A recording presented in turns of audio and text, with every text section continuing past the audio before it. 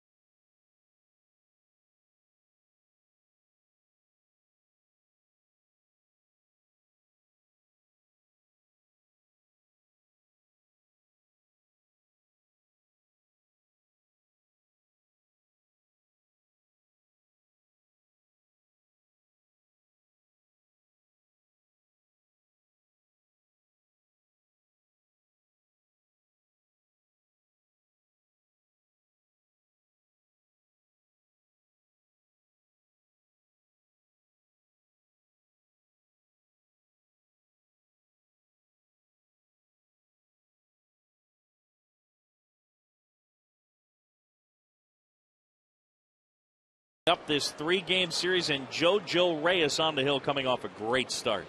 0-1 with a 4.26 ERA. This will be his 3rd start today. Matsui leading it off, takes ball 1. We're underway. 4 keys to pitching success for JoJo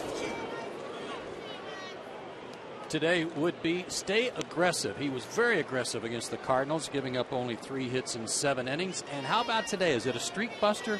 He's never had any luck against the Houston Astros to speak of, and not a lot of success here at Turner Field.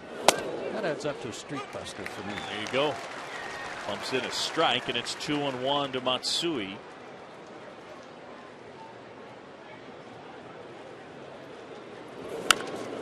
Ooh. He's got a shin guard on. I don't know if that got any of the shin guard. Looks like it got him in the upper part of the leg. Wrong. Slider biting in on him, and yeah, right below the knee. 14 straight starts for JoJo since he got a win. Driven to right center field, Schaefer and Francoeur, and neither of them can get it. Matsui can really run, and he's into second with a double.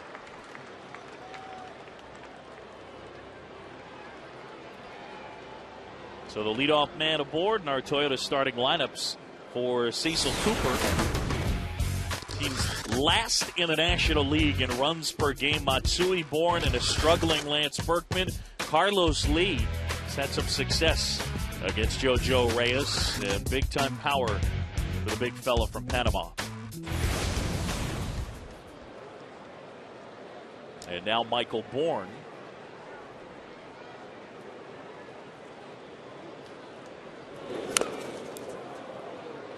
Corners were in, guarding against the potential bunt. Bourne went after it anyway. And this team runs a lot. They've got good speed at the top of the order in Matsui, who's 4 out of 6 in stolen bases. Bourne 6 out of 7. Bourne's a good bunter. He's trying to at least let Houston know that part of that deal with St. Lidge to Philadelphia was worthwhile. Did not play well last year, but off to a good start this year.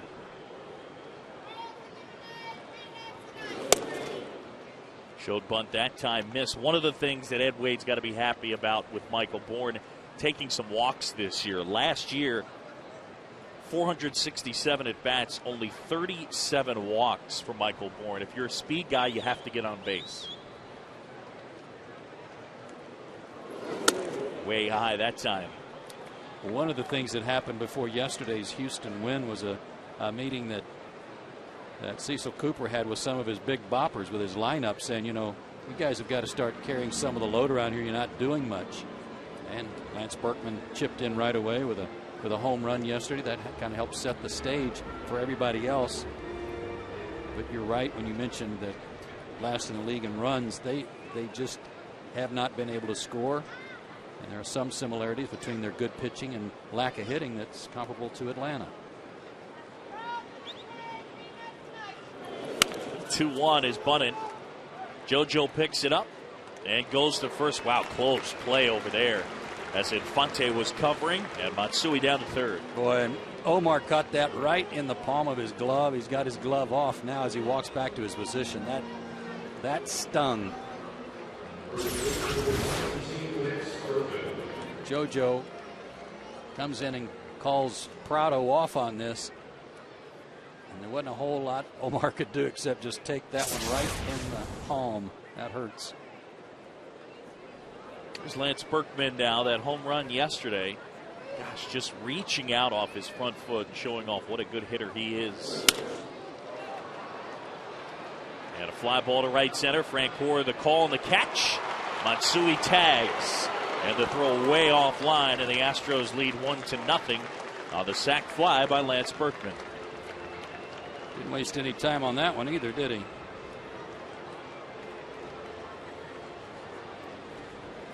Kind of interesting in that JoJo Reyes, in that good start against St. Louis, gave up the only run he allowed in the first inning, and that batter reached after being hit by a pitch and then a walk. So the game did not start like it finished for JoJo, who went on to record 13 straight batters set down in the middle of his start. Carlos Lee takes outside for ball one. Big guy from Panama. Big rancher in the offseason. And he puts up power numbers every single year. Last year, 28 home runs, knocked in 100 in 115 games. Season cut short after he was hit on the left pinky August 9th. Some guys who sign as free agents don't really pan out. Just occasionally you really land on a good one, and the Astros did with Carlos Lee. Yeah, beating up on those lefties, as you see. Yeah, he's been a good sign for them. Fits that ballpark too, that short porch and left. Crawford boxes. In the air right center is Schaefer, cuts across. And that's the inning. But the leadoff double comes around to score. Braves coming up to hit, down 1-0.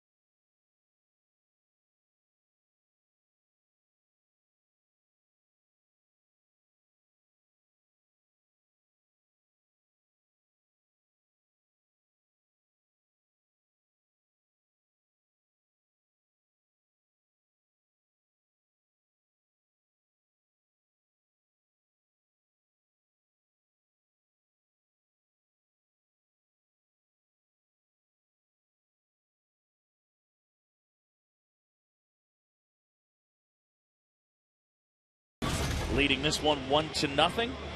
On the Berkman sac fly. Our Toyota starting lineups for the Braves. 11th in the league in runs per game. And Fonte will start it off and play second base and doing a good job when hitting leadoff this year. Escobar, Chipper Jones, and Jeff Francoeur, the top four. Martin Prado as well getting a start at first base in place of Casey Kochman. And that lineup will go up against this lefty, Wandy Rodriguez. Been one of the best in the National League so far this year, partner. Yeah, again, his ERA third best in the league. That batting average against him is sixth best in the league.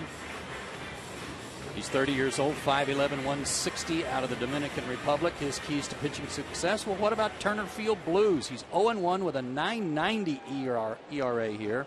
And hey, Wandy, it's a day game, and your ERA is a full 4 runs higher in day games than at night this year. It's a day game, Wandy. Just in case he didn't know. That guy's voice carries. First one to win. Fonte is in there for a strike. Omar starting in place of Kelly Johnson, who's hitting just .222. And Bobby going with the matchups, getting as many right-handed hitters as he can into the lineup.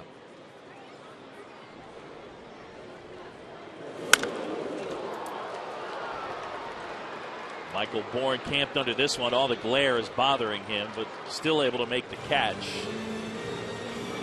Mostly cloudy here, but still a lot of glare. Astros defense, Lee, Bourne, and Pence left to right in the outfield.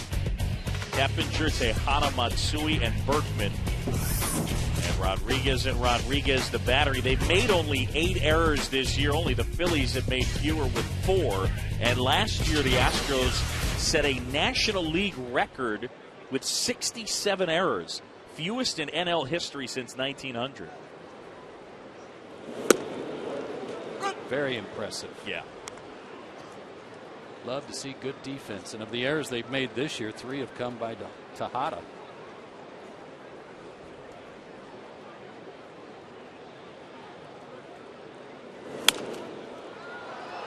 Braves have been a bit sloppy this year defensively. What'd you say? Yeah, and we've talked about that, or we did talk about that at the beginning of the year, is especially with this pitching staff, they needed to tighten it up. Certainly athletic enough, good enough. error yesterday by Chipper, of all people, led to 3 runs that really hurt in their 5-1 loss. The other thing, too, when you got a guy like Jurgens and a guy like Lowe, 2 that will get ground balls, I mean, it is on the infield defense specifically to make plays. Unell's in an 0-2 hole. The other way, over the leaping Berkman and down the line. And Pence having trouble collecting it. And the Braves with a 1-out double.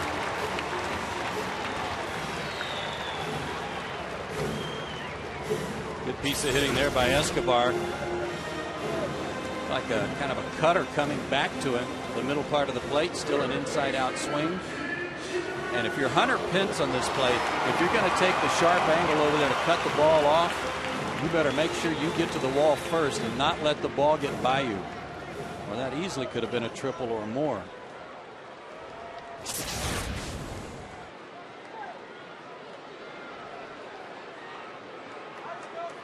Sixth double of the year for Unell, and scoring position for Chipper, who's had good success against Rodriguez. 4 for 7 in his career against Wandy, with a couple of homers and a triple. And here's the difference in these 2 clubs from an offensive standpoint. The Astros, a .218 team average with runners in scoring position. The Braves at .310.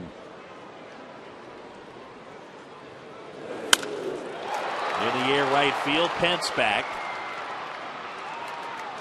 Unell won't tag. There's 2 away.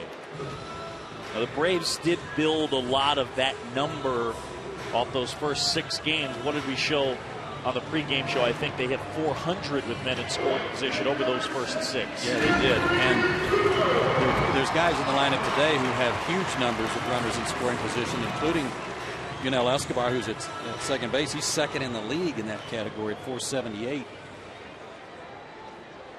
You mentioned the glare a minute ago, though, Boo, on that fly ball to center, and it will be a problem as the sun kind of comes in and out of these clouds. So you got to have your eye black on, you got to have your shades on just in case today. Big curve, Frenchie swings through it.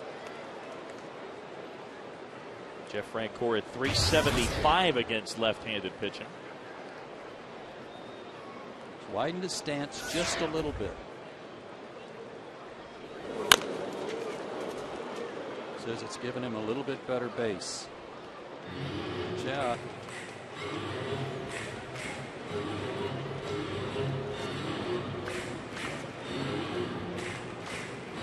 Two out runners in scoring position. Jeff Francoeur's numbers this year a whole lot more like they were in '07. I mean, think about it. It's May 3rd, and he's 6 hits off of what he did for the entire year last year.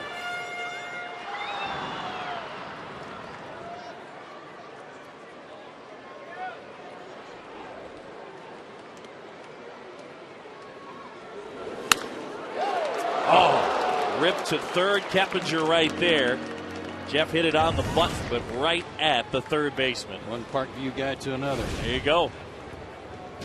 Braves can't convert on the 1-out double. 1-0.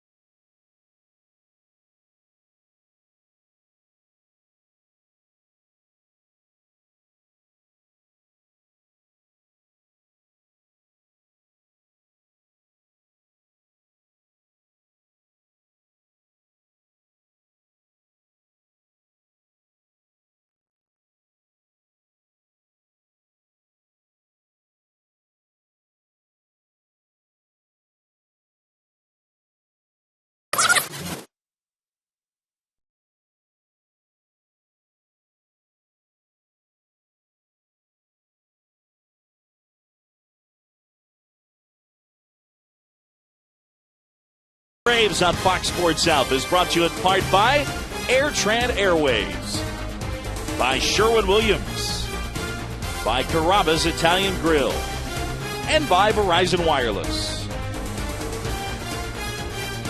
Back here at Turner Field, JoJo Reyes back to work. There's a look inside the Braves Hall of Fame. If you haven't been to that part of this ballpark, you need to stop by. Great stuff in there. Tejada breaks his bat in the hole. Escobar. One pitch and one out.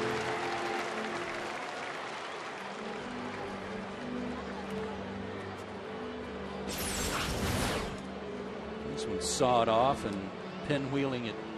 Escobar a couple of nights ago. Amazingly, a ball was hit with the bat broke in half and was pinwheeling towards Jeff Blum at third, and the bat hit the ball again right before it got to him, but he was able to still field the ball and make an out. Hunter Pence up. Ball one to the right fielder. He's off to a good start. Such an interesting player, just in terms of body movement and the way he does everything. Runs, swings, throws. It's just so different. There's a little praying mantis in him. I like it. You know? I like it. He's so long-legged and long-armed, and they're definitely all moving together because he's fast, has a good arm, can do a lot of things well. They went too far on the breaking pitch, and it's 1-2. He's in body type wise that Jason Worth, Corey Hart type family, but still the swing and just the uniqueness of the way he gets after everything is it's just different. And it's a short swing too. He can turn on a fastball. I think too the way he wears his uniform, he shows all those socks, makes his legs look even longer. Right.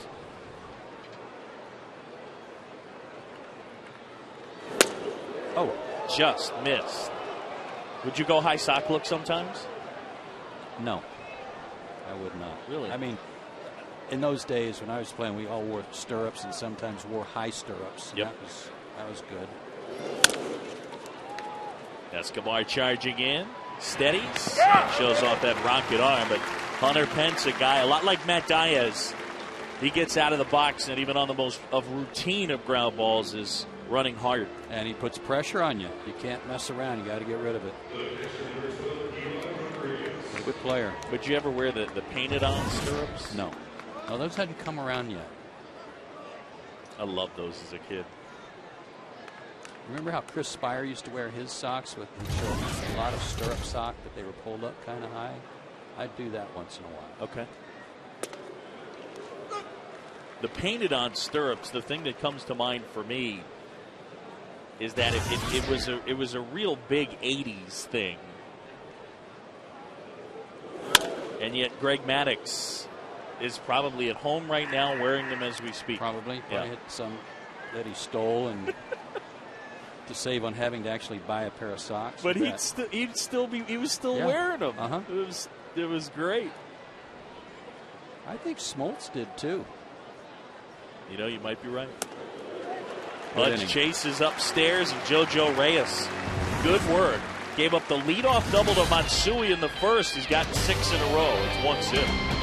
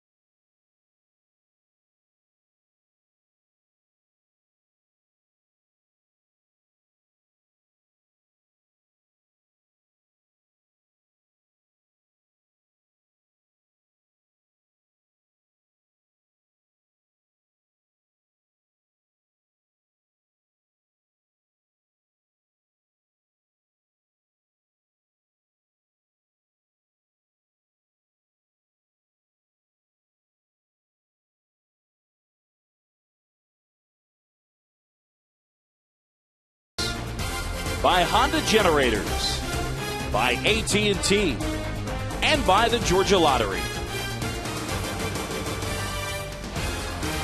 Back here in Atlanta, muggy here today. Bottom of the second, and the Astros leading this one 1-0. Braves live, all new this season. Joined Fred Hickman, Ron Gant, Ryan Jordan, Jerome Jurinovich. The boys can jump. There they go. They're like Jack in the boxes. Jacks in the boxes.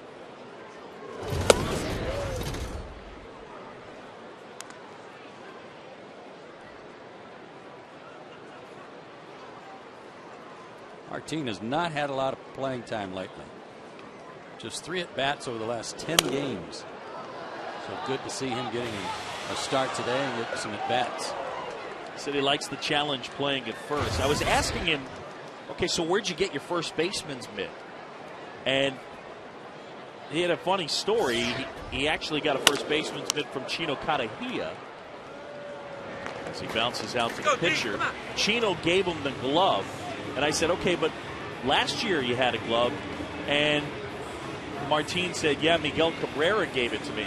I said, well, where's that glove? He said, well, during the offseason, Miggy came over to my house and took it back. Yeah, I was like, he literally came to your house and took it back? And he said, yeah. They both live in Aragua, in Maracay.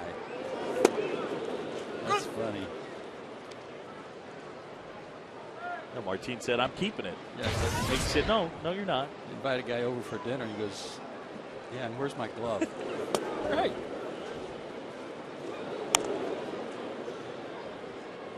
It's like, hey, you got that power saw, lent you. Yeah. The 1-1. Another big curveball there from Wandy Rodriguez. There's an old saying, you hear guys all the time. Yeah, I played in high school, but I didn't get out of high school. I couldn't hit a curveball. Yeah, I played in college, but I was never going to be a pro player. I couldn't hit a curveball. Well, guess what, guys? There's a lot of pro players, major league players can't hit a curveball either. Absolutely. Climbing the ladder there, and Diaz fouls it off, 1-2. And not that many guys that still throw a curveball. Yes. Cutters, sliders, hard stuff. And the off-speed pitch, by and large, these days is a changeup.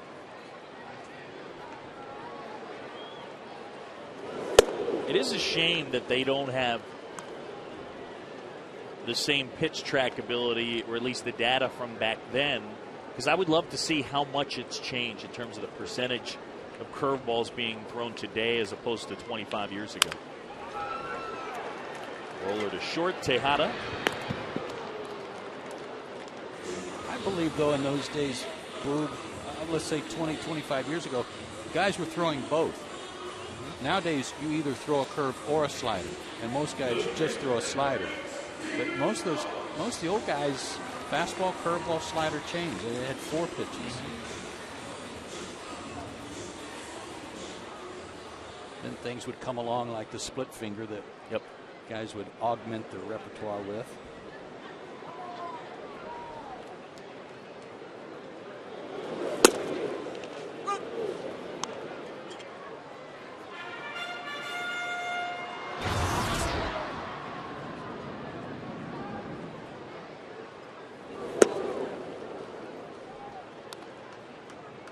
Wandy Rodriguez, 30-year-old from the Dominican. And off to a great start. A 1.69 ERA coming in. On a bounce, Keppinger. And Ross is retired. Braves go 1, 2, 3, and we go to the third.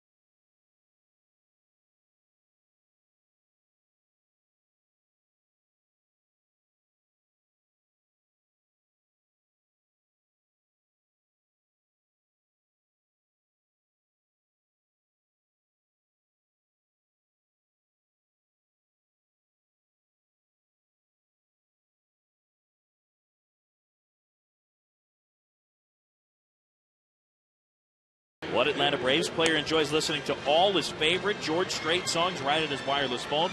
Stick around, and we'll tell you in the bottom of the third inning. George Strait, he's definitely on mine. Hit after hit. Those dogs were just enjoying listening to Scooby-Doo, the in-house sound system. I love Bark in the Park Day.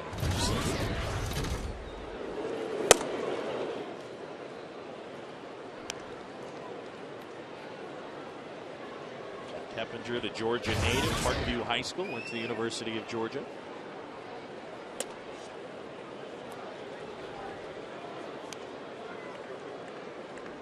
We talked about it when we were in Cincinnati. A little surprised that they moved him. Good utility guy. He is a good utility guy. Can swing the bat. Has a little pop in his bat. Play anywhere on the infield. Might even be able to fill in some in the outfield if you need him to. He's carved out a pretty good career for himself. He and Jeff Blum getting a chance to play over there at third. Of course, Blum can play all over the place too. They've been a pretty good combination over there. Blum's hit 296. No homers yet, 4 RBIs. And Keppinger with 3 doubles, a triple, a homer, 2 driven in. I haven't checked in on the Jeff Blum hair situation, but normally he rocks some of the best hair in the majors. I mean, just spiked straight up in the air. Can't tell with the hat on, but people give me a hard time about my hair. I mean, I'm in like AA compared to him. There he is. I don't know what he's got working, but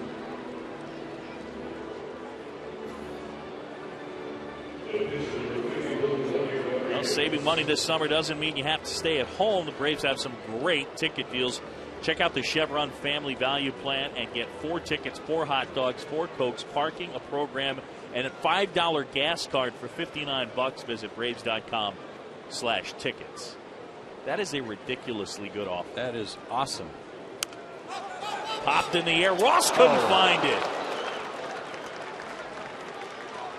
I mean, that was directly over his head. He made a little right turn, and that ended up costing him. And he might have turned around and looked right up into the sun and glare too. Got some help from Chipper, who was telling him up, up, up. And by the time he found it, he'd run a little bit of a circle route to try to get there, trying to locate it. I mean, 4 tickets, 4 dogs, 4 Cokes, parking, and a program, right? Yep. And a gas card. Yes. $59. Man. I don't know how you beat that. Bunted off the plate. Fair ball. They go to second for 1. Rodriguez didn't run. Double play. Thank you.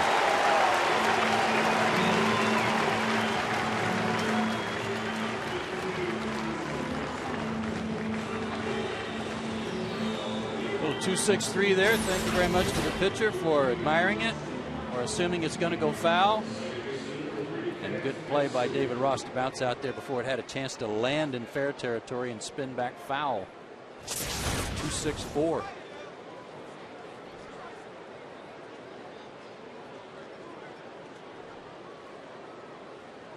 And now Matsui.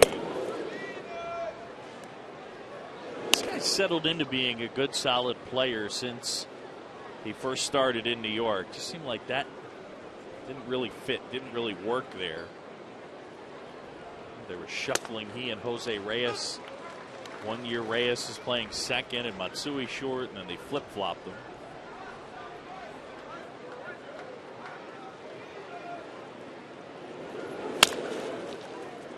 Miguel Escobar, he's been busy so far. And more good work for JoJo Reyes. We're midway in the third, and the Braves are down a run.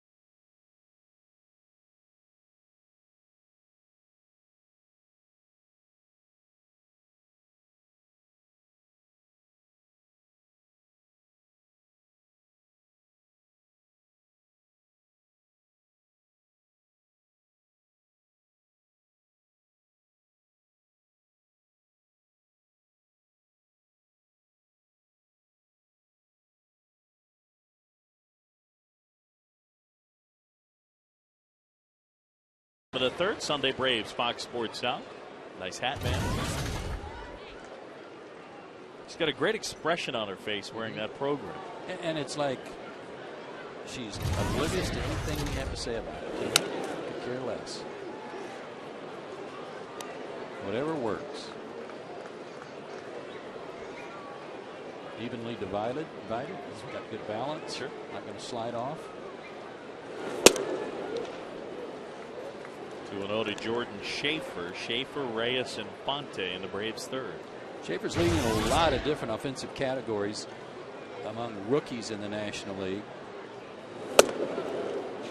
Tied for 7th in walks. Got a very high on-base percentage. I think he's got the best on-base percentage in the National League, but he's also #1 in strikeouts, 27.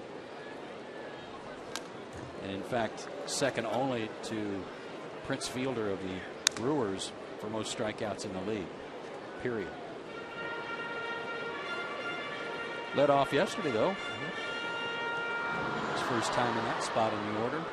I like the walks, though, and more often than not, when you get the walks, you're going to get the strikeouts. If you get walks, you're usually hitting deep in a count. And if you're going to hit deep in a count, you're going to strike out some. Yep. And he's wearing out lefties, hitting 286.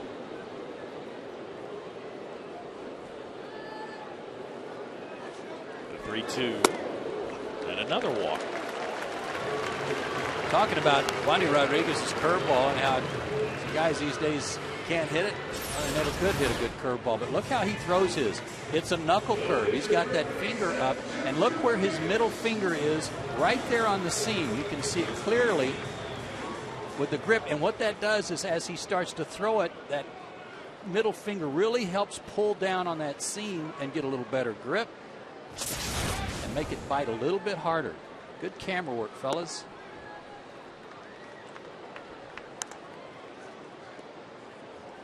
You ever face Burt Blyleven? I did. How good was that hook? Oh, yeah. Well, let me go back to the first night of this series. I think that hit JoJo. It did. Got him on the hand. Phil Cuzzy's saying it hit the bat. And Bobby's going to come out and have a word.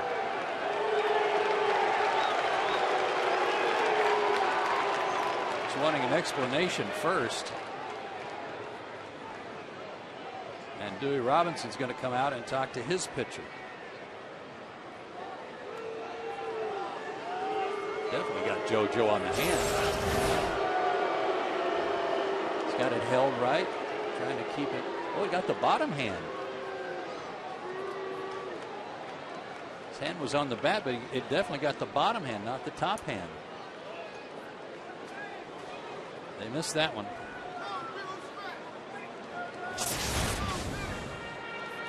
But Mike Hampton was throwing a curveball the other night, and Ivan Rodriguez was having a hard time catching at night because of the scoreboard, because of the height. And I take it back, it wasn't Mike, it was another tall pitcher for Houston who was letting that ball go a little higher, and he couldn't pick it up out of the scoreboard. Corners charging as JoJo shows bunt. It was Fulcino who was throwing the curveball. And I guarantee you, if Burt Blyleven were pitching here at night, catchers would have that same problem because it was such a 12-6 curve. And Burt should, yes, be in the Hall of Fame. I totally agree with you. A good start to the Braves' third. Uh-oh. Actually, we got JoJo needs his bat back. Fonte wants to come up to hit, but thank goodness Jordan Schaefer didn't take off, and good coaching by Glenn Hubbard over there to make sure Jordan just didn't start walking to second base. Yep. They could have picked him off if Jordan thought that was ball 4. Good help from Glenn.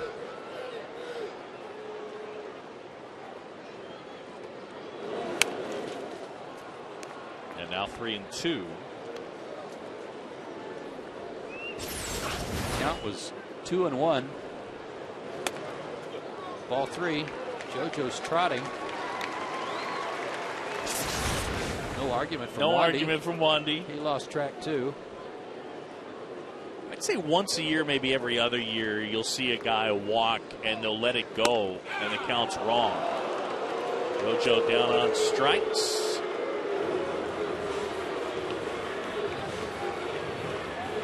All right, so bottom of the third, the VCast Music with Rhapsody. Know your music inning from Verizon Wireless. We asked you earlier which Braves player enjoyed listening to George Strait music on his wireless phone. The answer is Jeff Francoeur. Visit VerizonWireless.com/music today to find out more about VCast Music with Rhapsody.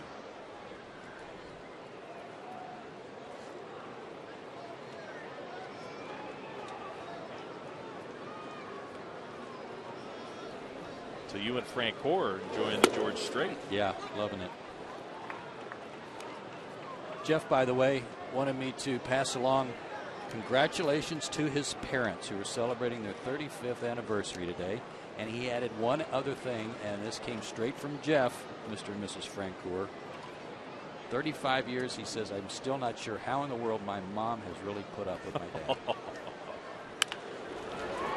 That was a quote.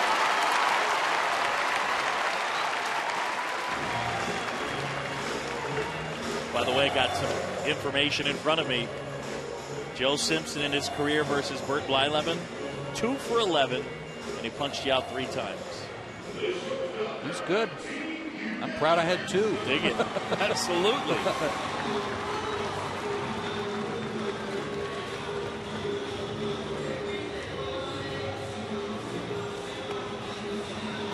Omar Infante just keeps hitting. And I know there's a lefty out there today, so Bobby put in a couple of other right-handed hitters like Infante and Prado. But Omar's swinging too good to take him out of the lineup no matter who's pitching. Unell's been great in these spots. Well, here's the situation, though, about having trouble scoring runs, Boog, where you can go to looking at little things, too. You can go to places like sacrifice bunts and moving runners over that Chipper's been complaining about. To third, will they turn it? They do. So our Firestone leaderboard does not come to fruition. And Unell hits into the inning-ending double play. On to the fourth. It's 1-0.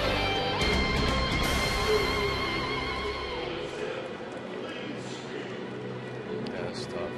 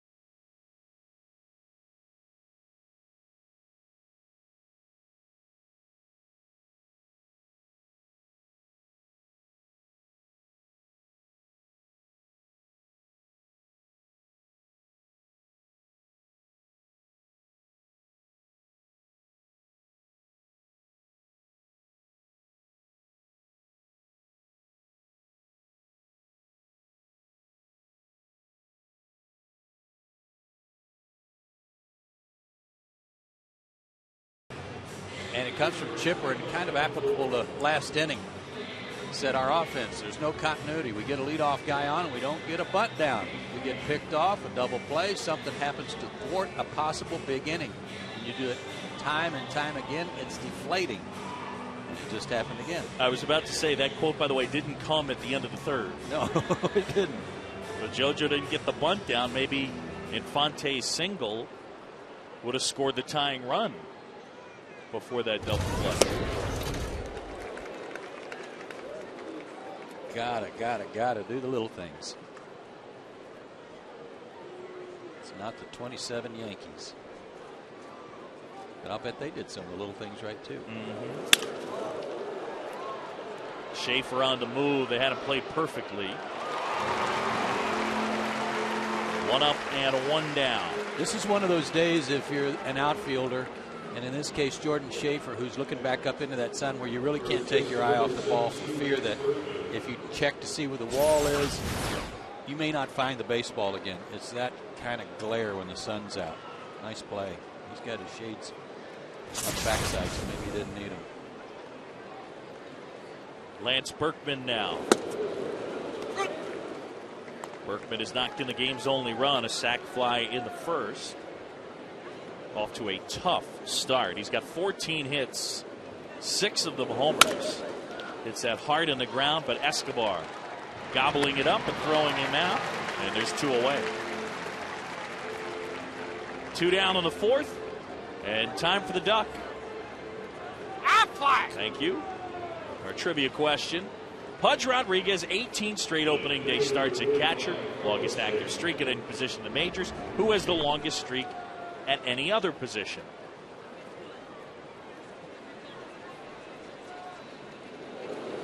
Could it be Chipper? I like Chipper.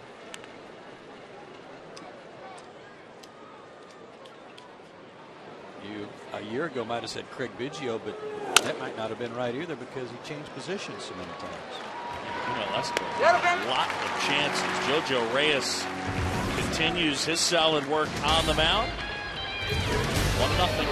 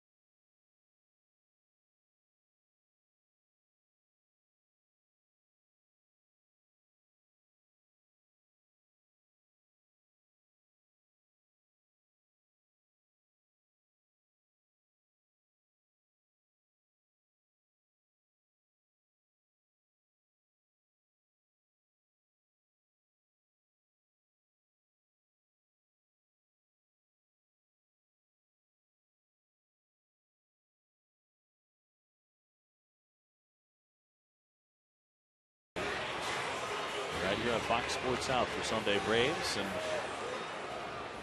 when the Braves are at home, they'll be wearing their Sunday red tops. Here's Chipper at the plate.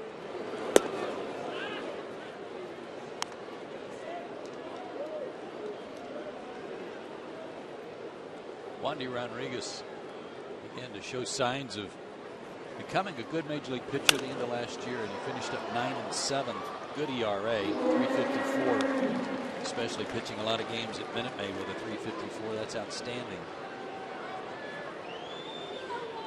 Yeah, taking that step. He had some tough seasons the prior 2 years. Broken bat roller to third. Keppinger throws him out. Some fun yesterday. Chipper Jones coming to the plate left-handed. Check this out.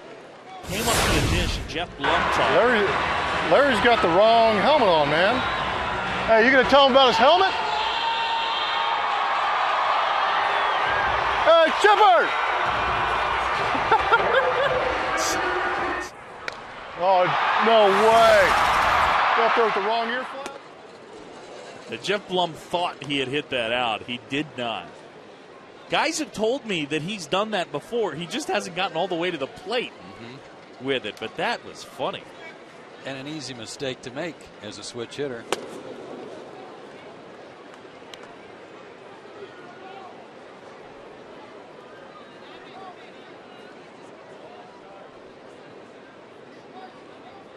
One away, and Francoeur lined to third his first time. Little flare towards left. Tejada can't get it.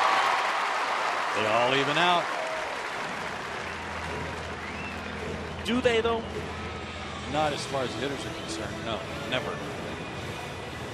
But he hit that rocket right at Keppinger and now fights one off into shallow left field. He told me before the game when he was telling me he'd like to give a shout out to his parents that he said, I am in such a good place right now mentally. He said, I feel like every time I go to the plate, I'm going to get a hit. That's a good feeling. That's a great departure from that long season he had last year. Did a real good job fighting that pitch off. Getting the hands in, as you like to point out. Got a chance if you keep your hands in. Going to be exciting for the Francoeurs getting a chance to go to Boston. I know his dad, big Red Sox fan. Yeah, a lot of family up there. It's great. They've joked, I guess, Jeff and his dad. The Braves played the Red Sox in the World Series. Who'd you root for?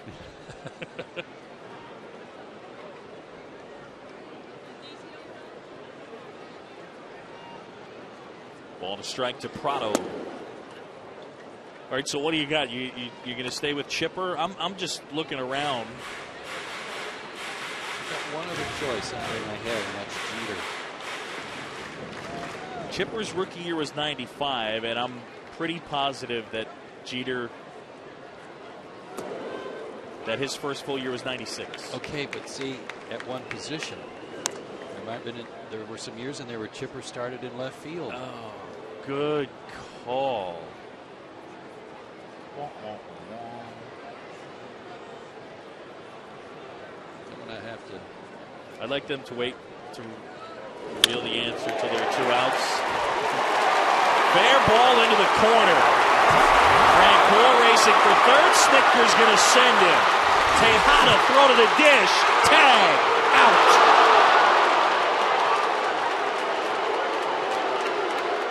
Got him.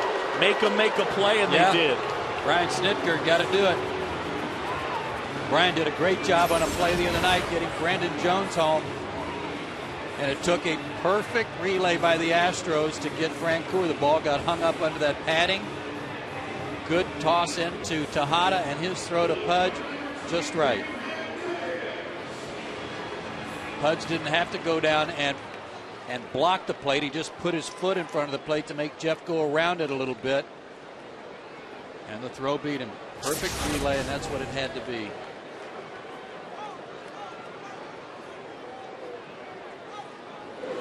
Don't know that it mattered that much. But Pudge was a little deep, standing completely still. Maybe kind of feigning like there wasn't going to be a play. That's a good point.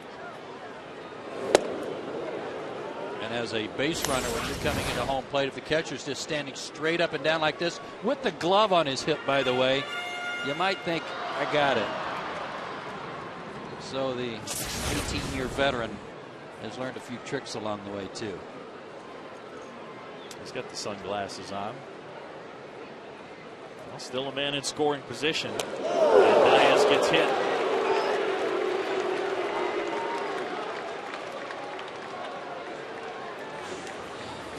Oh, I'm not ready for the Affleck trivia question.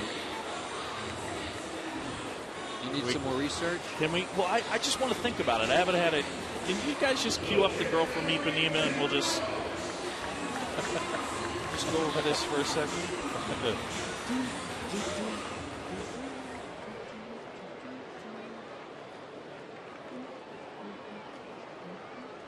How about Carlos Delgado? Okay, you got Carlos Delgado. Carlos Beltran. Line drive and a base hit. Prado coming home. Bourne's throw to the plate. Tag. Safe. And we are tied up. Good slide.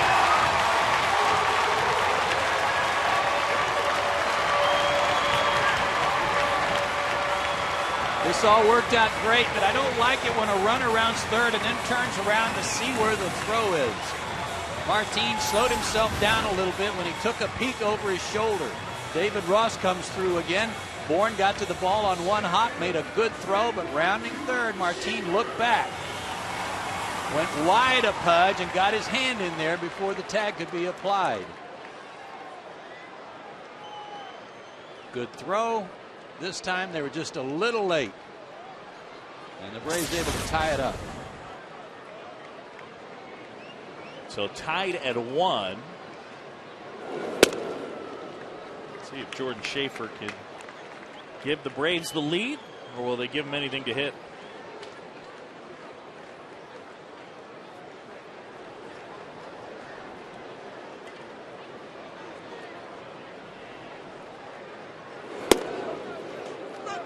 Sometimes some third base coaches get one guy thrown out at the plate and they're reluctant to take a chance and have it happen again. Not Brian Snitker. He was waving.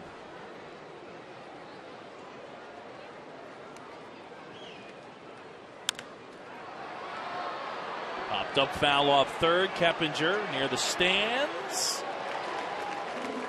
Couldn't get there. All right. Who are you going with? I guess Delgado. Don't sound all that good about it. I really want to get this. Okay. Well, you can piggyback me if you want. I'm going to stay with Jeter. Okay.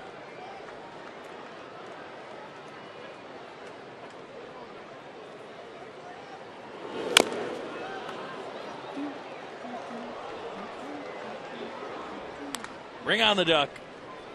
I'm going Carlos Delgado. Okay. Pudge Rodriguez, 18 straight opening day starts at catcher, longest active streak at any position in MLB. Who has the longest streak at any other position? Affleck. That doesn't sound right. No, it doesn't.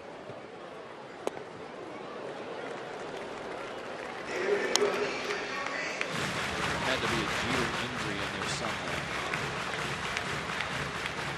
Help. Oh. Ordonez is a bit of a surprise.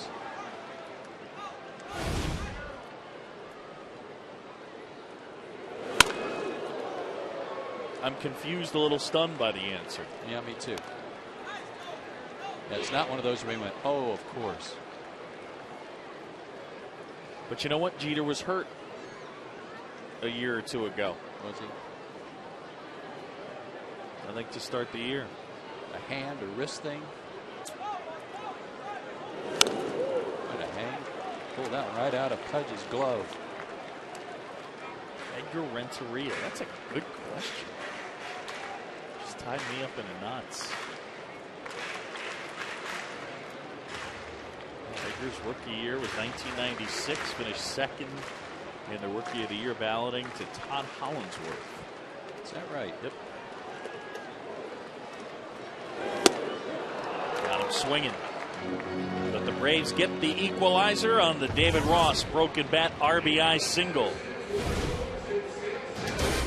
Let's go to inning number 5. It's a 1-1 game at Turner Field.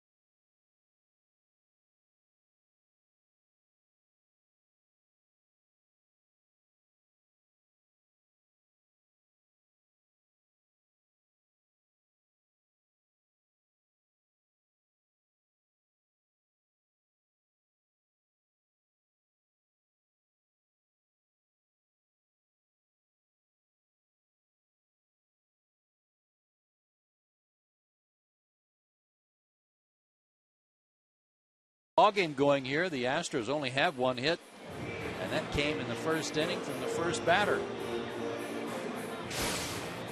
Kaz Matsui led off the game with a double, moved to third, scored on a sacrifice fly by Lance Berkman. Martin Prado doubled and scored on a base hit just now by David Ross to tie the game. Wandy Rodriguez and JoJo Reyes, two lefties, hooked up in a pretty good pitching duel so far. Each one's allowed one run. Reyes has allowed only one hit. Miguel Tejada to start it off. It'll be Tejada, Pence, and Rodriguez. I can apologize to both Joe Vencius and Paul Krause because, yeah, I didn't trust them. I didn't believe that the answer was right. Apology accepted. Yeah, I'm sure. I feel kind of bad. That's a good trivia question. It just blew the cheddar right past us. This one a mile high. Diaz and Schaefer. Jordan making the grab, one away. Miguel Tejada just got under that one. He's still looking for his first home run. April was one of only 2 months in his career where he's gone homerless. How about JoJo Reyes here today? He's allowed one hit, first batter of the game. He's walked one, and he's shown good command. 46 pitches, and we're in the fifth.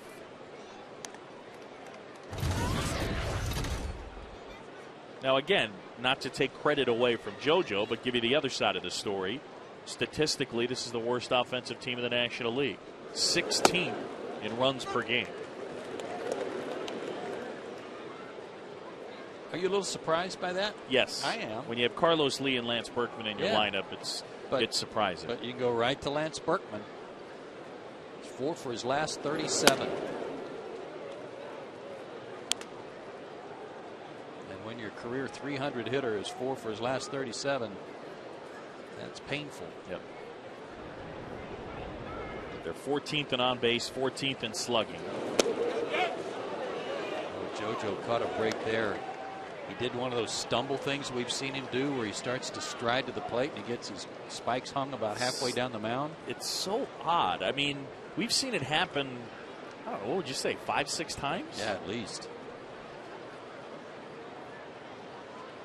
But Pence made a check swing and actually was called for the strike.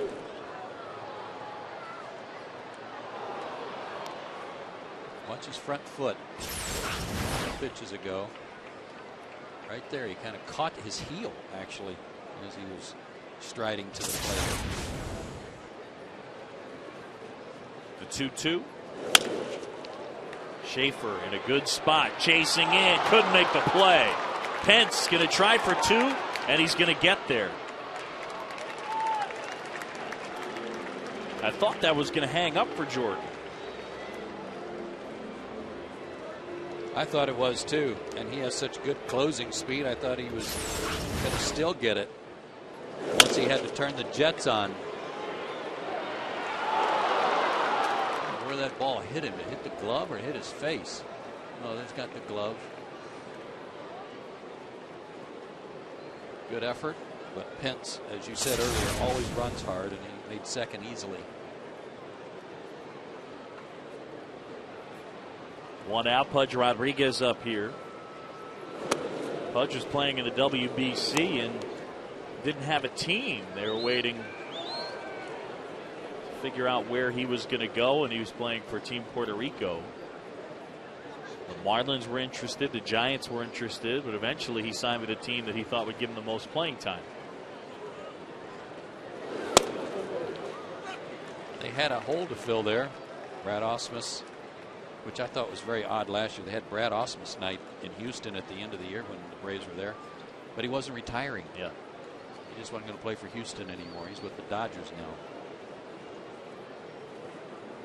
Well, I think he did say the only way he'd play this year would be for either the Dodgers or the Padres. Is that what it was? Yeah. Close to home? Yep. I see. That makes a little more sense.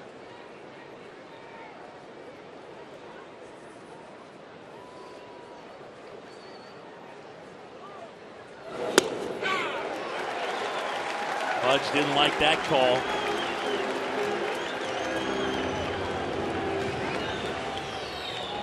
Like a backdoor slider. No, fastball. Fastball that was borderline, and he gets the call. Good for JoJo. Good framing job by David Ross to hold it right there for Phil Cuzzy, too.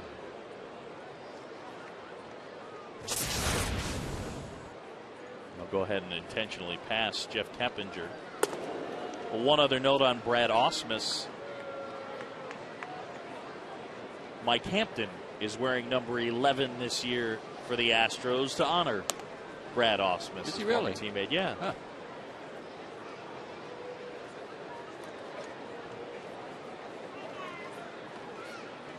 Yeah, remember the end of the year and Ausmus hit that home run. Mike was asked about it and didn't exactly deny serving up a meatball.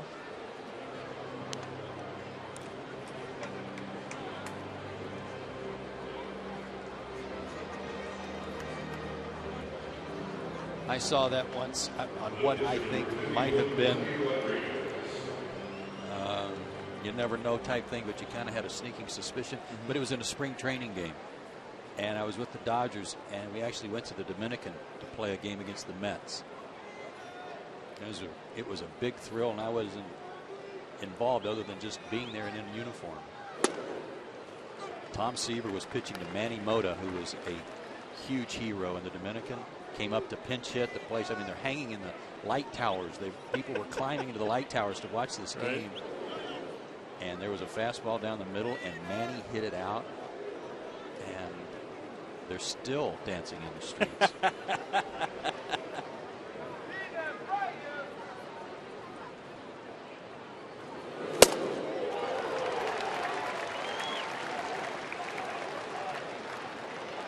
We're not going to have time here, but I'll start asking you now before JoJo hopefully disposes of Wandy Rodriguez. Your thoughts on the allegations of Alex Rodriguez tipping pitches?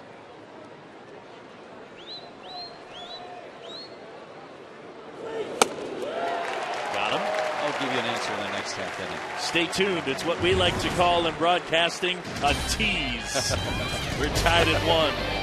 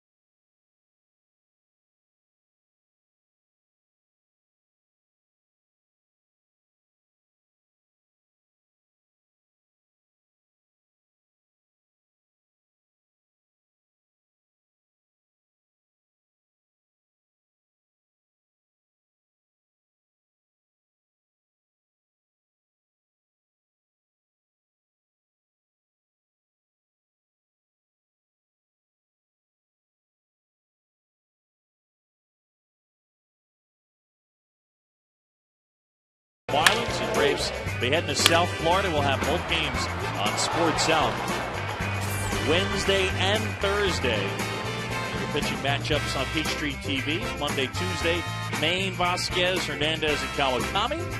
And then Lowe and Graham Taylor, Jair Jurgens and Anibal Sanchez. When that series starts tomorrow night against the Mets, it's the first of 10 straight games the Braves will have against the Mets, Marlins, and Phillies. And the tail end of the Mets again. So some really big interdivision games coming up, the next 10 games for Atlanta. All right, what about the tipping pitches thing? You know what? My whole feeling on this is there's somebody out to get Alex Rodriguez on something. You know, it's getting a little tiresome. It's funny. I have the exact same reaction. Look, he's not the most sympathetic cat on the planet. You know, he's kind of difficult to pull for. Great target. Yeah. But I'm with you. I mean, on multiple levels. Let's just start with, what was it, 104 guys failed that drug test? Uh-huh.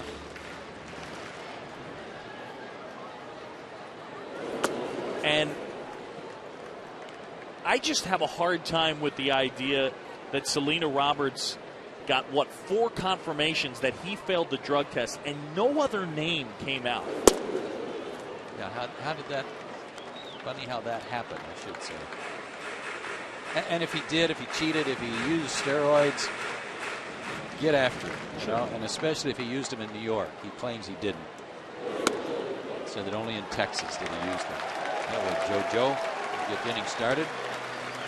I have a hard time believing the pitch tipping thing personally. I've asked a handful of guys about it. They've told me they've never heard anything like that. Have you ever heard of anything like that? No. No.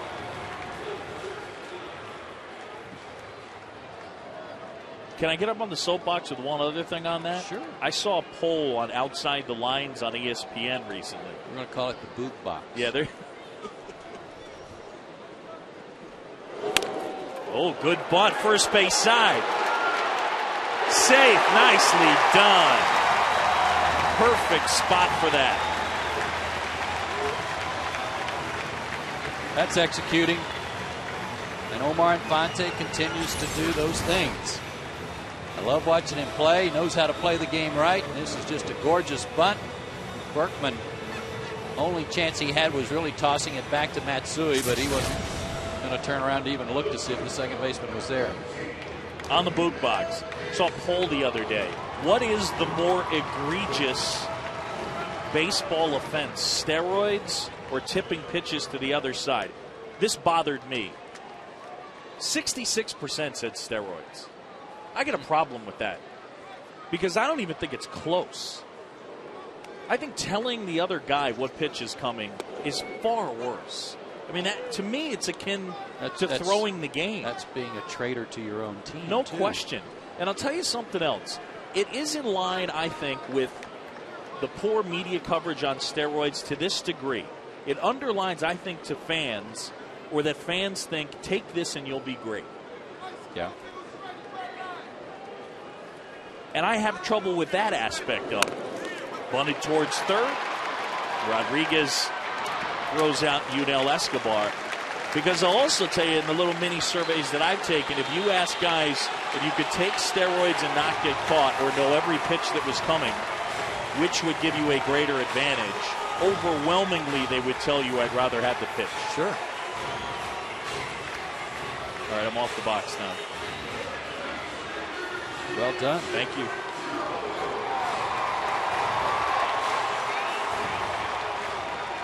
And that was Boog on the box.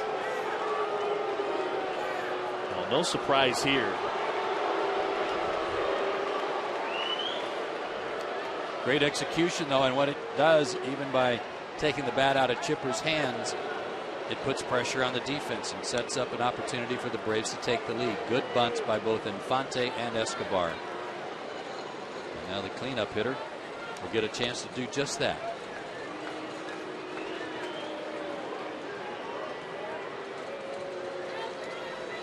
Frenchie 1 out of 2.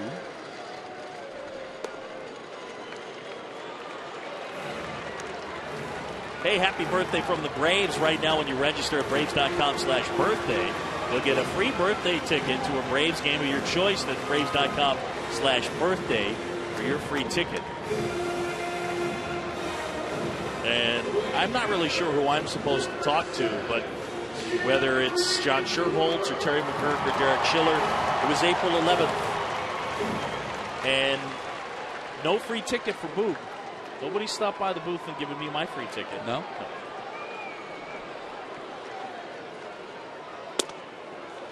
Strike one to Francoeur. I'm sure it'll be handled. Jeff 2 for 2 with 3 RBIs with the bases loaded so far on the year. 1 grand slam in his career. I believe that was a walk-off grand slam, was it not, against Chad Cordero?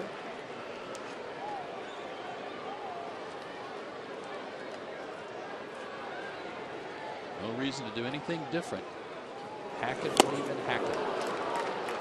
Good biting pitch in on his hands there. Up under his hands, couldn't get the barrel to it.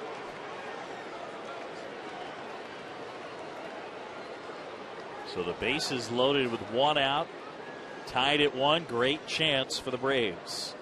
Rodriguez going out of the windup. And a balk and a run scores.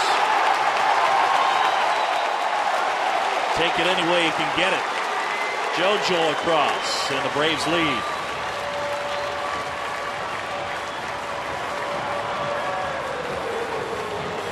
No arguments. Wandy knew it.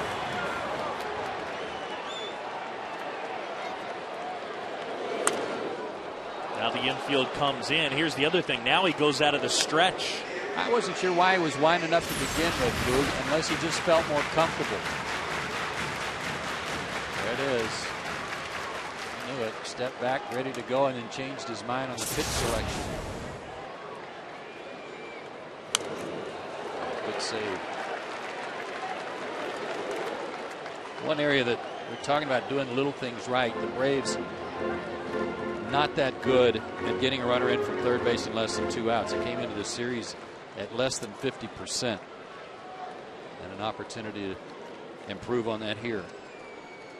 Infield in. Fonte back to the base. Bourne under it. He's got it. Almar's tagging. And the throw is offline. The Braves will lead it 3-1. Francoeur delivers.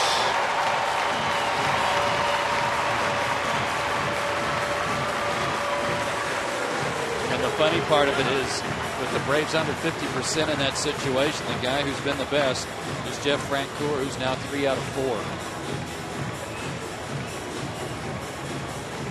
That's his 17th RBI.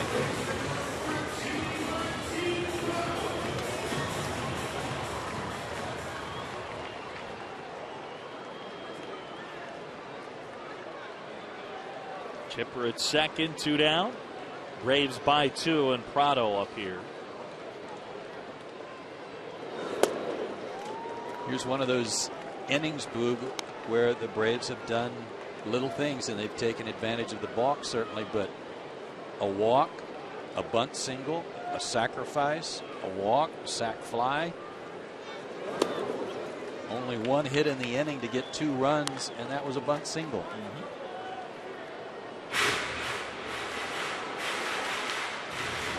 There's a way to do it without hitting home runs, and you can do it consistently, but you got to execute the little things.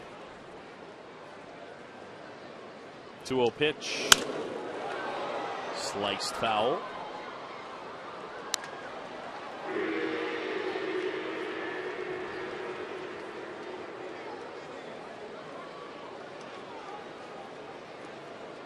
Mets and the Phillies rained out today in Philadelphia. And the Marlins leading the Cubs 1-0 in the second. Ouch.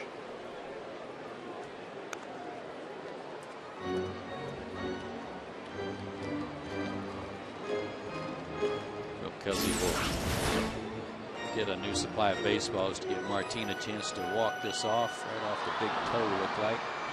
What got going on with those spikes? Are they painted an extra color? Red trim around the bottom of those black shoes. Oh, that's strong right there. Yeah, it is. Pretty sharp. Good camera work right there. Oh. Old Wayne Berry got that. Nasty curveball. Braves lead it 3-1.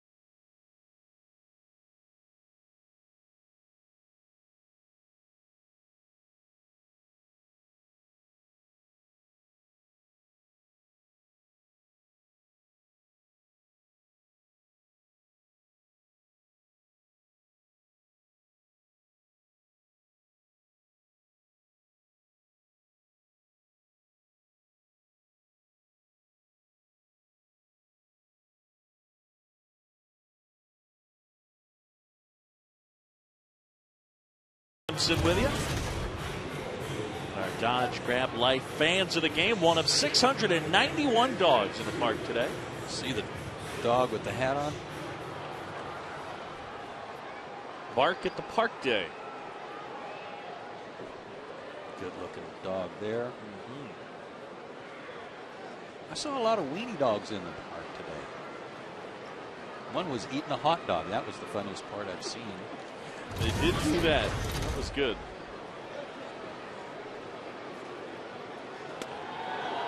John Shambi, Jill Simpson. Rough. Should have had Max and Georgia come out and fill up about half that section up there. The tapper JoJo handles. JoJo backing up first start or the last start against Pittsburgh with another good one today. Got through that first inning, gave up the 1 run, but other than the little bloop hit by Pence, that's the only damage since the first inning. So he's been outstanding. Throwing strikes. You said be aggressive. He's pounded the zone.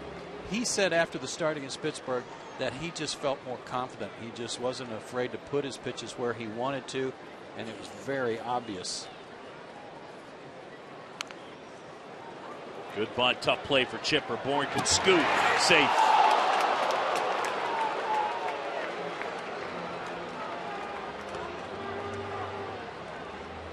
Arguably the fastest guy in the National League drops the bunt down. Arguably the best third baseman on that play in baseball. Good matchup, and Bourne wins this one with just a perfect bunt.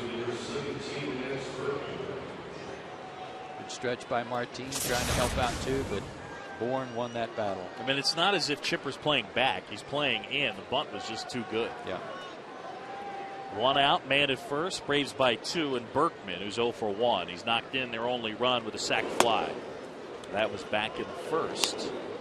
The Braves tied it on a David Ross RBI single and got 2 in the bottom of the 5th. 1 on a balk and the other on a Jeff Francoeur sac fly. Little flare into right, and it'll fall for a hit. Berkman goes the other way. And I'm sure Lance Berkman is saying, I'll take it. You know he will. Francoeur tried to freeze Bourne a little bit so he didn't go to third base by throwing his glove up, making it look like he might catch it. So at least held Bourne to advancing only 1. Good play.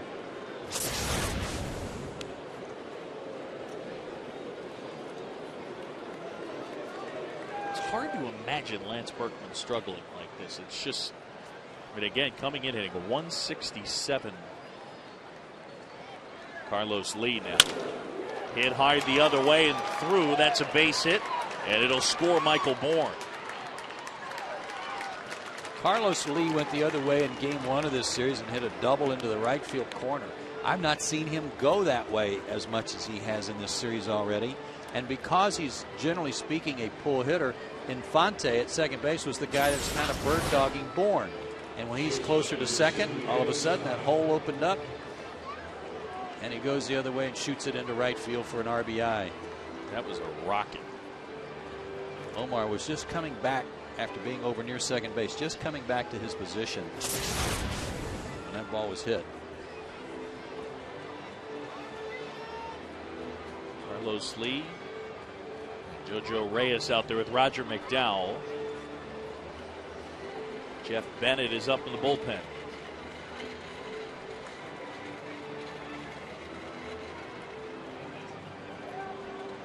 Guys starting to get loose.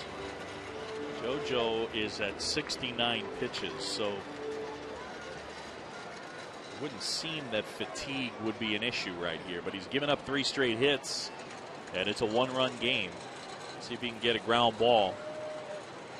And this guy usually will provide one. Last 5 years leads the majors in double plays grounded into.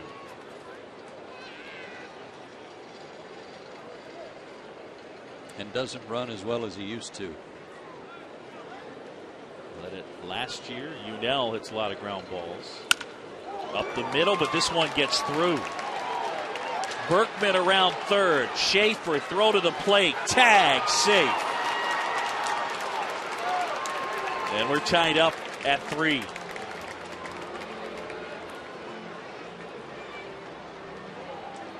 A bunt, a flare, and 2 hard hit balls. And now first and second, 1 away.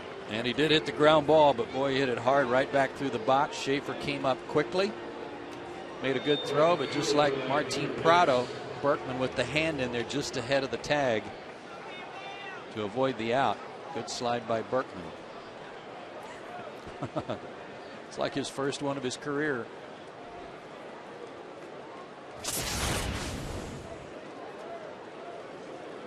And now Hunter Pence with 2 aboard.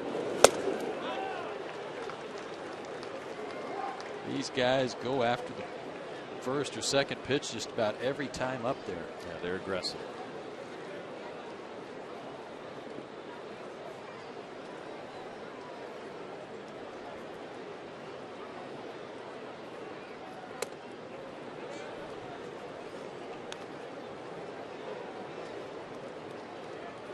Hunter Pence 1 out of 2. A double to right center his first time. Or I beg your pardon, his second time.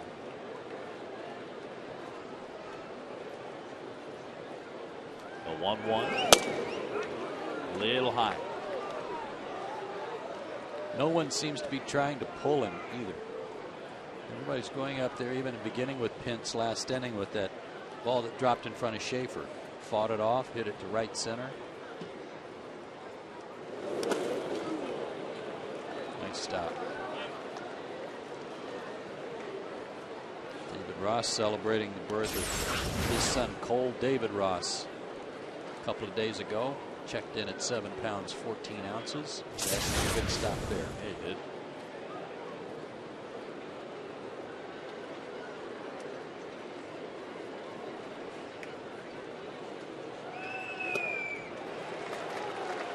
I like that. He bounced that pitch before in the dirt. David called breaking ball again. Just so JoJo doesn't sit on that one in the dirt and worry about it. Made a good pitch with it.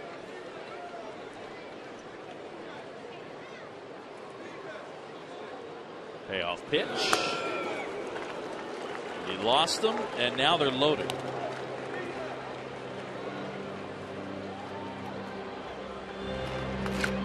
Looks like we got ourselves a pitching change. Bobby Cox going to the pen. And that'll do it for JoJo Reyes. He was cruising along, and with 1 out, 5 straight reaching, 4 straight hits, and now a walk.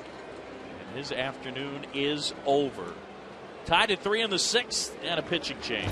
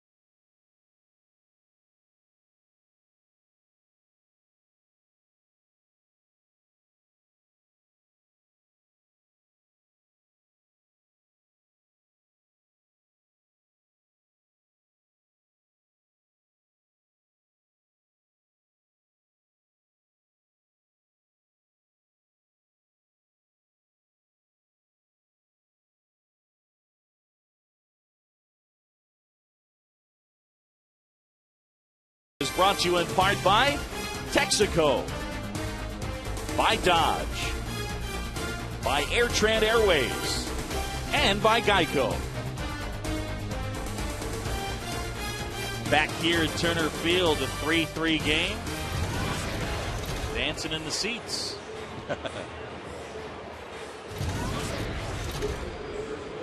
Our Sherwin-Williams pitching change brings us Jeff Bennett.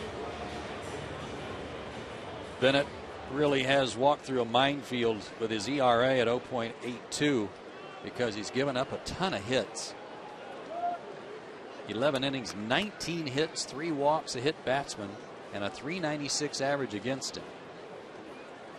He'll be entrusted to not allow JoJo's runs to score here, and on that stat, he's allowed 3 of the 5 he's inherited this year. An aggressive hitter at the plate, Pudge Rodriguez.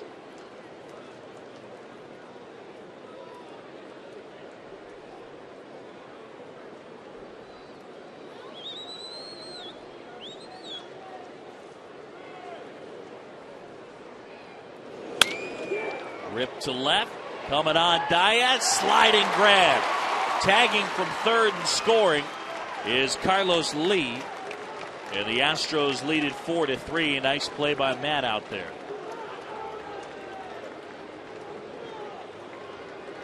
First thing you got to do is make sure you don't let the ball drop. If you can make the catch, you get the out. Hard to come up throwing, get much on your throw in that situation.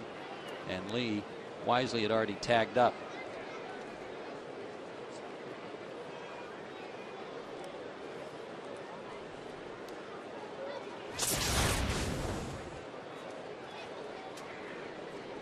Braves bullpen has not done a great job. In fact, they've done a bad job with inherited runners scoring. 15th in the National League in allowing inherited runners to score. 38.5% of the time they come in. The big league average is just over 30%.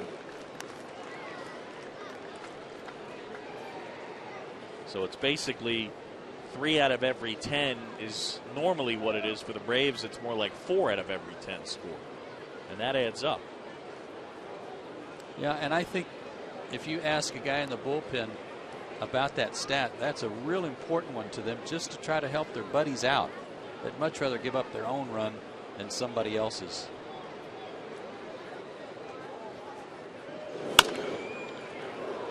Just foul.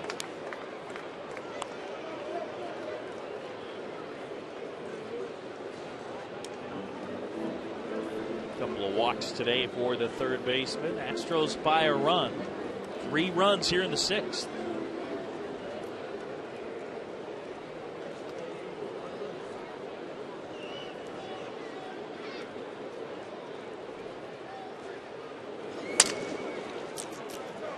Chipper goes to second. That's the inning. But the Astros pick up 3 and take a 4-3 advantage in the bottom of the 6th.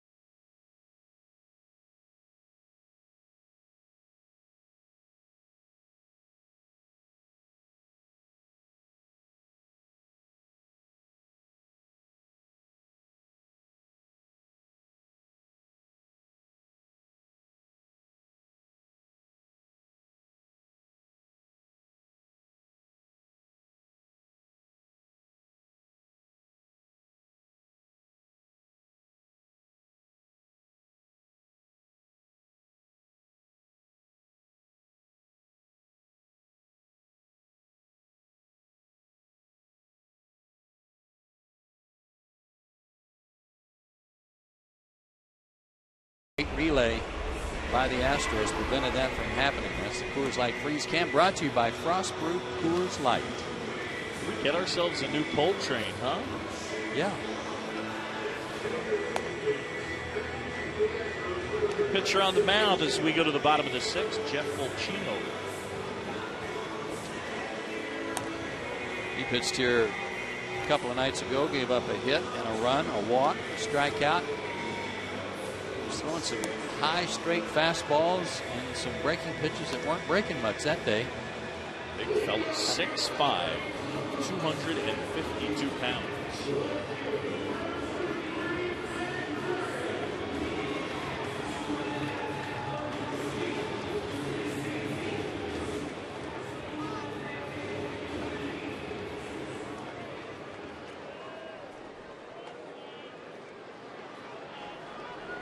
Diaz will start it off.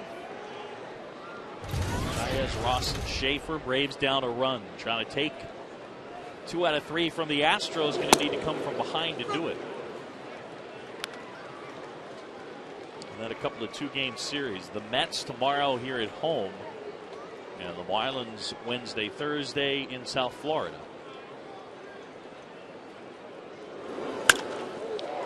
Ripped.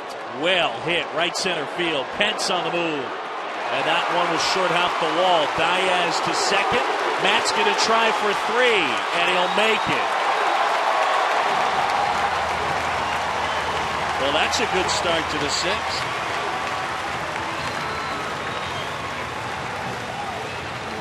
Like he got a high pitch again, and if Fulcino stays up there, he may not be in the game long. You know how on Fox they do the lineups all the time? Take another look at this. High hanger. And they had the guy kind of do the player-by-player description and make up nicknames. So I walked in the clubhouse today and I had Matt do the lineups for me because I hadn't looked at it. It's his first triple of the year. And when he got to himself, he said, hitting 6th, Matt, where did all the hits go, Diaz? That was going to be a double. But Hunter Pence made a mistake of chasing that ball all the way to the wall and having it bounce up off the wall and over his head. Didn't concede the double and wound up allowing a triple. And that can run a little bit. So now infield in. Clips the corner. This is something we talked about with respect to Jordan Schaefer in Pittsburgh. This happened to him about 3 times where you chase a ball too close to the fence and it comes off the wall too far, and then you chase it back toward the infield. Good pitch. 2 good pitches. 1 out, 1 in.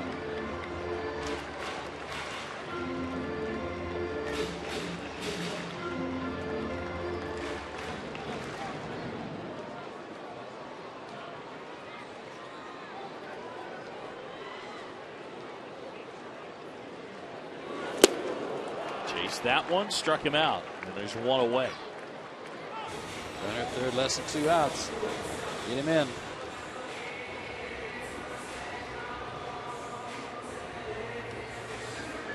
And time now for a money and energy saving bright idea from Georgia Power. Caulk and weather strip around windows and doors to save money and energy.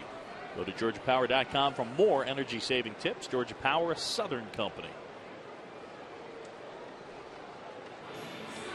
Cecil Cooper out of the dugout. And he's going to make the move to the pen. He's got some lefties down there. Burdick and Wright. Wesley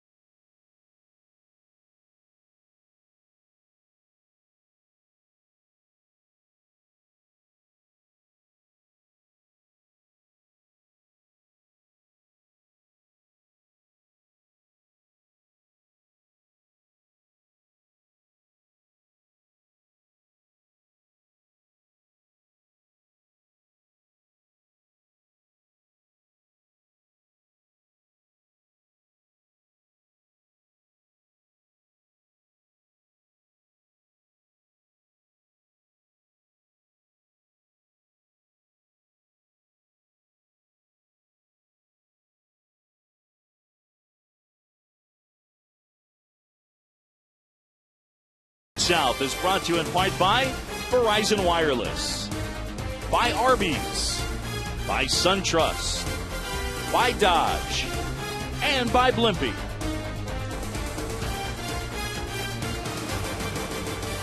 Back here at Turner Field, and the slender lefty Wesley Wright takes over on the mound.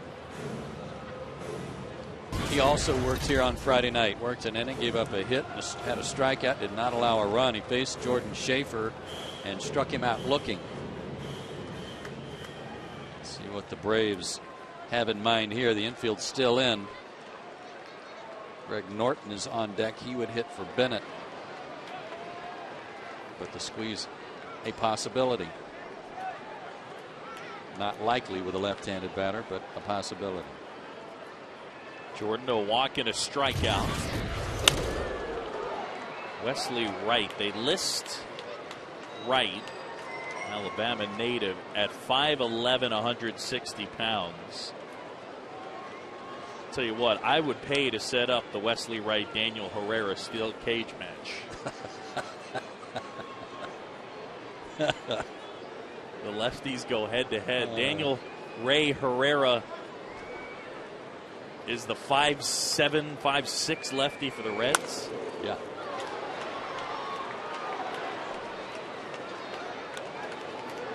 Well, Wright has come in and immediately put Jordan Schaefer under the gun, 0-2.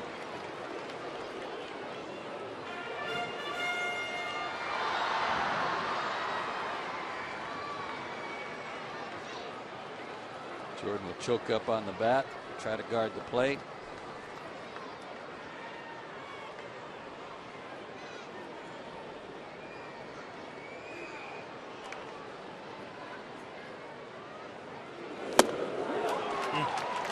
Two pitches. Yeah, the one thing you don't want in that spot.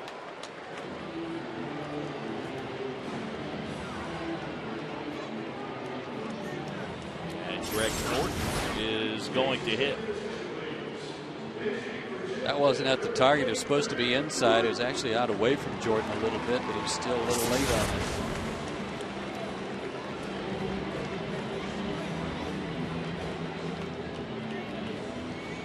Braves trying not to squander good scoring opportunity. Leadoff triple down a run here in the bottom of the sixth.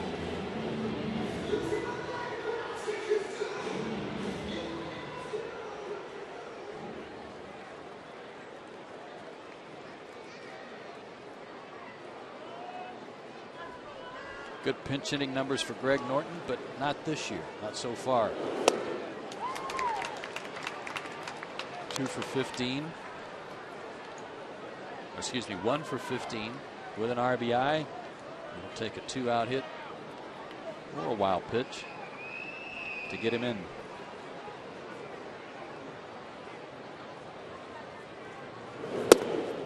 Slider misses downstairs, 1-1.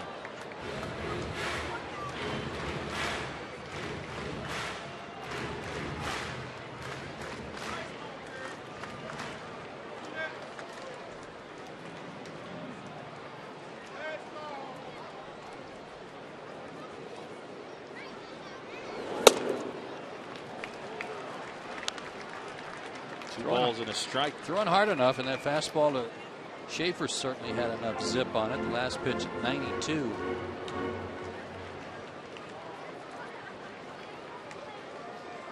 It's got a glimpse of Wright at the end of last year.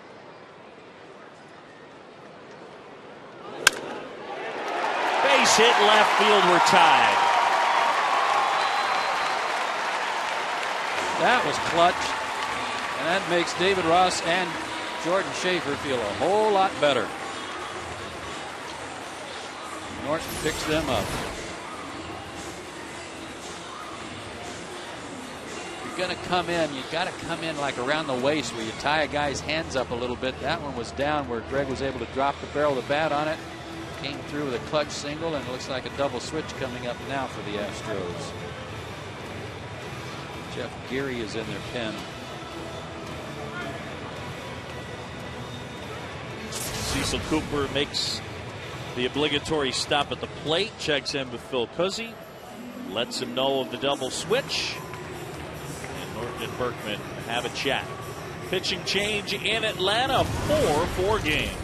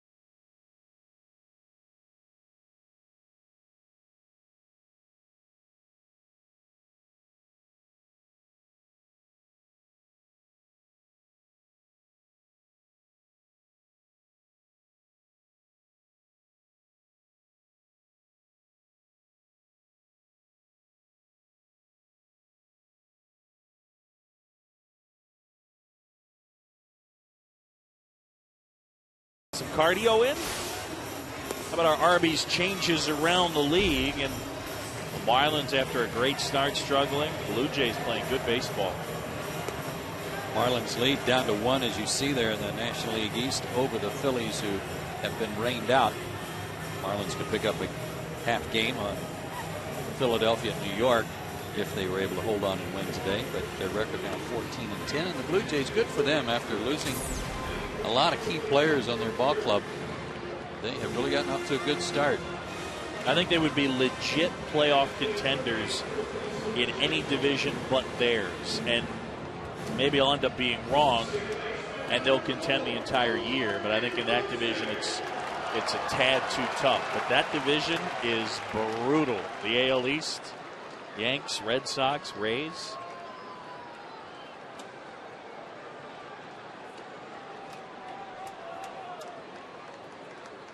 Jeff Gary pitched here Friday night. He didn't give up a run, but he gave up a couple of Mike Hamptons when he came in and inherited some runners. You can understand Cecil Cooper's thoughts there with Norton coming up as a pinch hitter. Do you leave him batting right-handed against Wesley Wright or switch him around bat left-handed against Gary? But Greg only had 3 at-bats all year right-handed as a pinch hitter, and he was 0 for 3. So he went with the odds, and Norton crossed him up. Saw Jeff Plum in the game at third, batting 9th.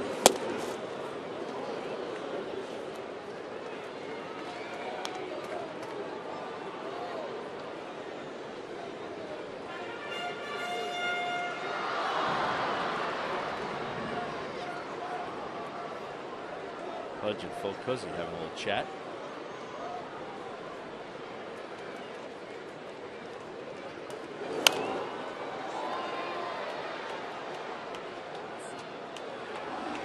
Were there catchers when you played who talked a lot?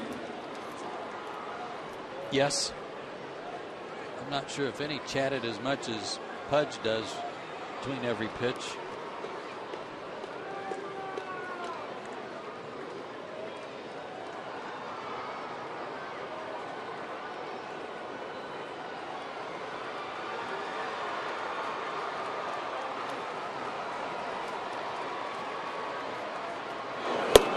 Remember one guy who wouldn't. Didn't matter what I did, would not talk. Bob Montgomery, up for the Red Sox. And maybe if I'd walked up and poked him in the mask with my bat or something, it would have started some conversation. But right. Not a word, not even a look. Foul ball right side, Matsui. And that's the inning. Braves get the equalizer. We go to the 7th. Norton delivering.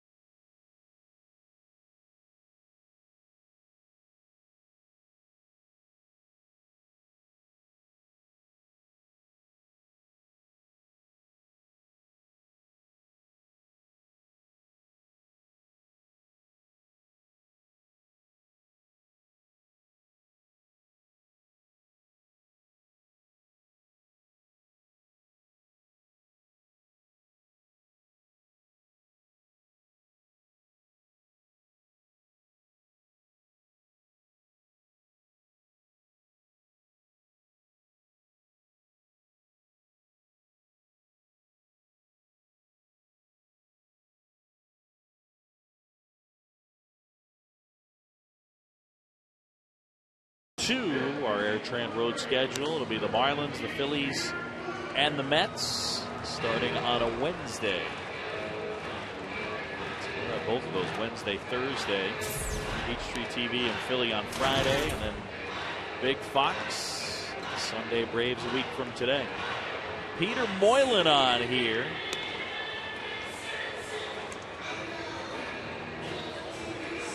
Great work by this guy. Had that game against the Cardinals, first game of that series where he gave up a run. Like the first outing in 5 that he'd even given up a hit.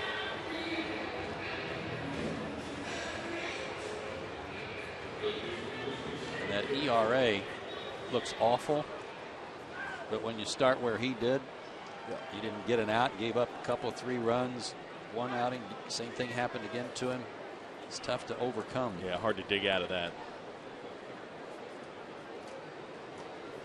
Blum, Matsui, and Bourne in the Astros 7th. Braves have out hit the Stros today 8-6.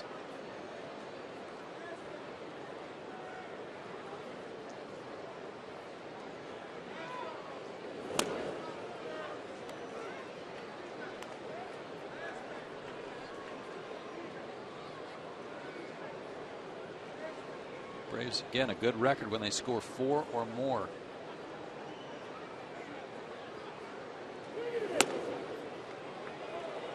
Like a little changeup right there. Yeah, I thought it was a swing too, but a late challenge to it.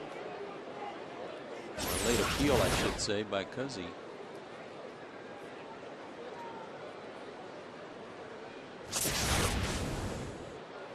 Two 2-1 now.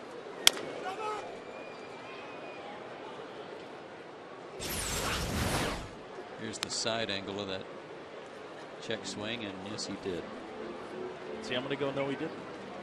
Got the bat out there. He didn't snap the barrel of the bat out in front of his hands, but it was out in front of home plate. I think it was just even with home plate. Let's go to the picture. 2-2.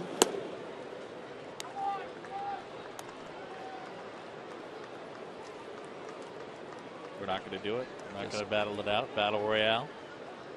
Check swing Battle Royale.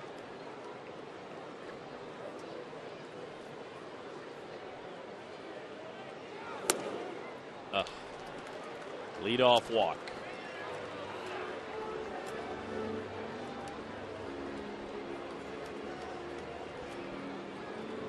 Here's that check swing again. Take a look. In front of home plate. bat went out in front of home plate. I mean, right at home plate. Went around.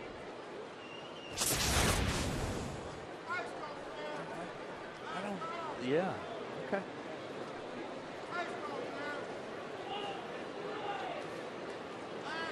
Blum at first, Matsui 1 out of 3.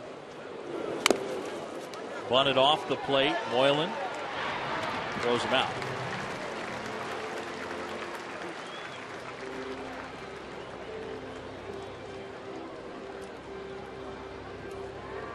Braves fans, we want to hear from you. Join us on Facebook, where you can keep track with upcoming events, share photos and video, and sound off with what's on your mind. Join your fellow Braves fans and us too now on Facebook. Just search Fox Sports South and we'll see you there. They moved our Joe and Boog page.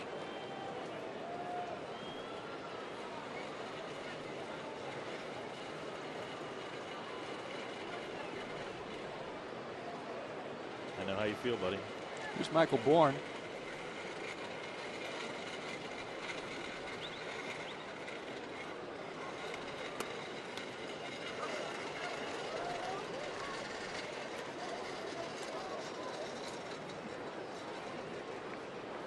Astros struggling to score runs, trying to do the little things to get some runners around and score, just like the Braves.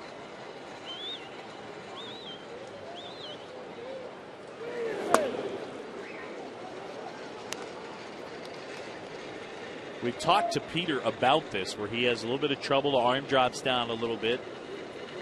And those pitches, especially to the lefties, keep moving down and outside the zone.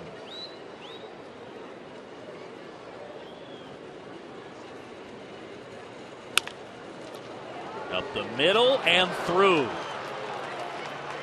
Blum on his way in to score. The Astros have taken the lead 5-4. And that problem they have of hitting with runners in scoring position has not been a problem today. They're now 3 for 6. And the walk comes back to haunt Moylan. 6th RBI for Bourne. Went out and got that pitch and hit it back through the middle. Might not have even been a strike. Just out of the reach of Omar Infante.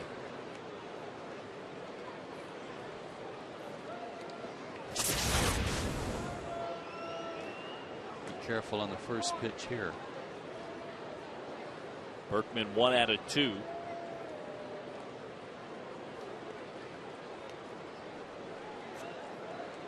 Lance turning around to hit left-handed in this spot. Knocked in a run with a sac fly in the first, grounded to short in the 4th, singled and scored in the 6th.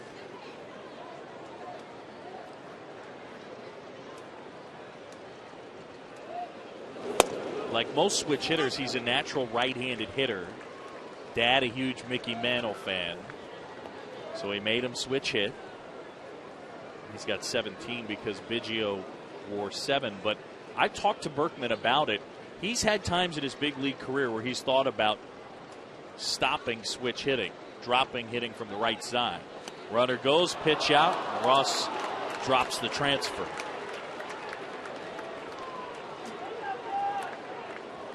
Braves guessed right, but David got in a hurry. And as good as he throws under even normal circumstances, you would have liked his chances here. Good pitch out to Handle, too. Now they'll walk Berkman.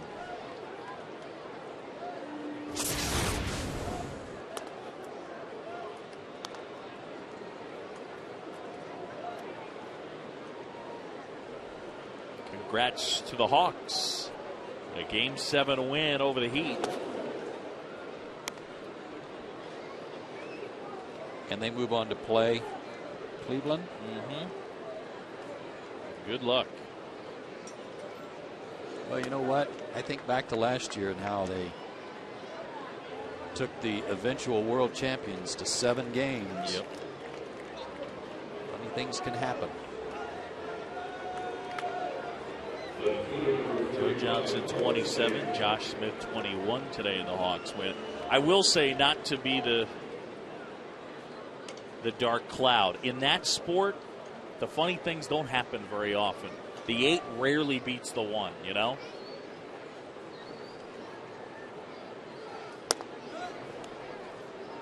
I mean, it's happened a handful of times, but I think it's one of the things that makes baseball so special is that on any given day, the distinction between the best team and the worst team isn't that great. There goes Bourne again. And another stolen base. And Berkman wasn't paying attention because he should have gone with him. He's still at first base, double play still in order. That high leg kick of Peters allowed Bourne a huge jump. Wow. But when Berkman wasn't watching the runner in front of him, he stayed at first.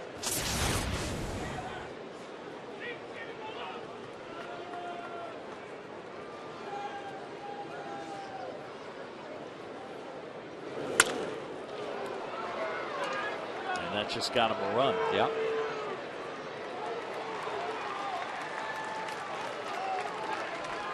And now 6-4.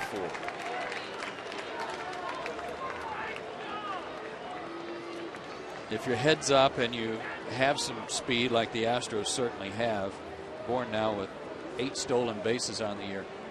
If you find those situations where you feel like you can swipe a base and get a run with the middle of your lineup up there, you got to take advantage of it if you're a team like Houston.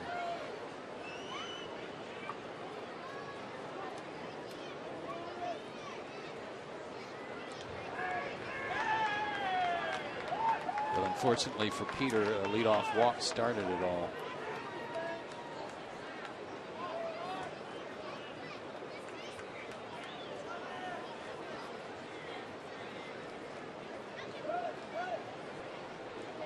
These two teams both struggling offensively. We mentioned the Braves 11th in the league in runs per game. The Astros last at 16th. And a lot of little ball, a lot of ABC ball here today with, we have 4 sac flies in this game. 1, 2, 3, 4. And 3 sac bunts. Yeah, and another bunt by Infante that was to move a runner up that turned into a base hit.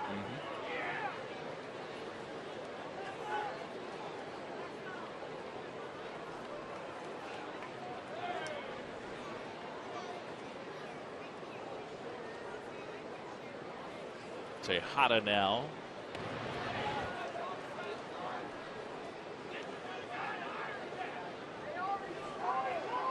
That lack of offense contributing to the fact that 3 of Houston's runs have scored without benefit of a hit. Wow. Not that they didn't have it already working in the inning, but did not score on a hit, and 2 of the Braves runs did not score on a hit.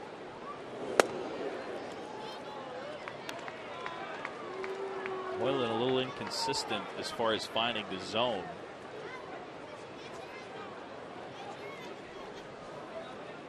Working on Miguel Tejada to count 2-0. Roger McDowell looking on. Tejada a free agent at the end of this year. It's a key part of this game. I mean, you're already down 2 Yeah. after your team had come back to tie it up in the bottom of the 6th.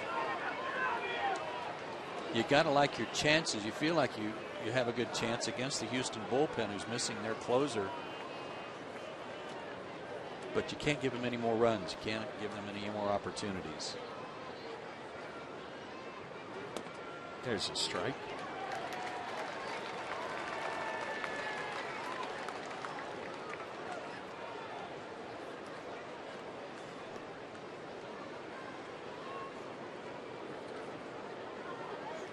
Berkman at first. The Astros have struck for 2 and lead it by that margin.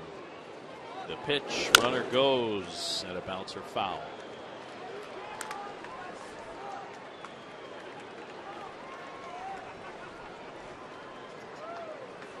The big Puma on the move. Got a good jump, too.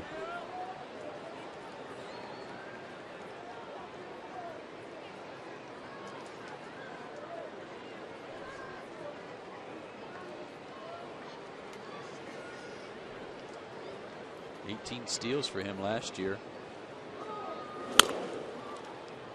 Yeah, you don't think of speed and Lance Berkman together, but he can He can run a little bit. That was more than he had ever stolen before. First time he'd ever gotten into double figures. His previous high was 9 back in 2004. He, by the way, gave himself the nickname Big Puma because he says he's agile, athletic, sleek, all the things that describe his game, tongue-in-cheek. Off the glove, redirects Escobar. Everybody's going to be safe. Tough play right there because it looked like Unell moving to his left was going to make that play.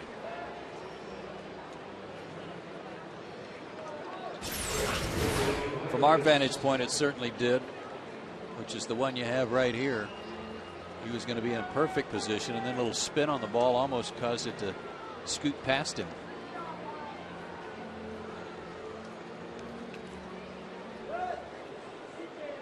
Nobody in the Braves bullpen at the moment. Infield hit. Hunter Pence 1 for 2. Good grief. How did he? That ball looked like he was biting in him right in, about to hit him, and he fought it off foul. Again, a lot of first pitch swings from these Astros. Kind of moving his body away, stepping away, and then inside out swing. Yeah, scooping it out of David Ross's glove. Good breaking ball.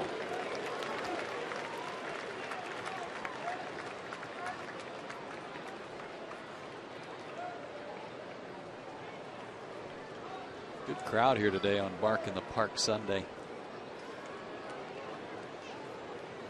691 dogs here.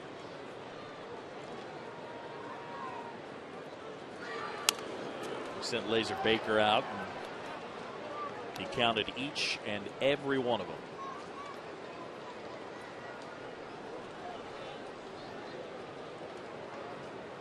There's one of those wiener dogs you spoke of earlier.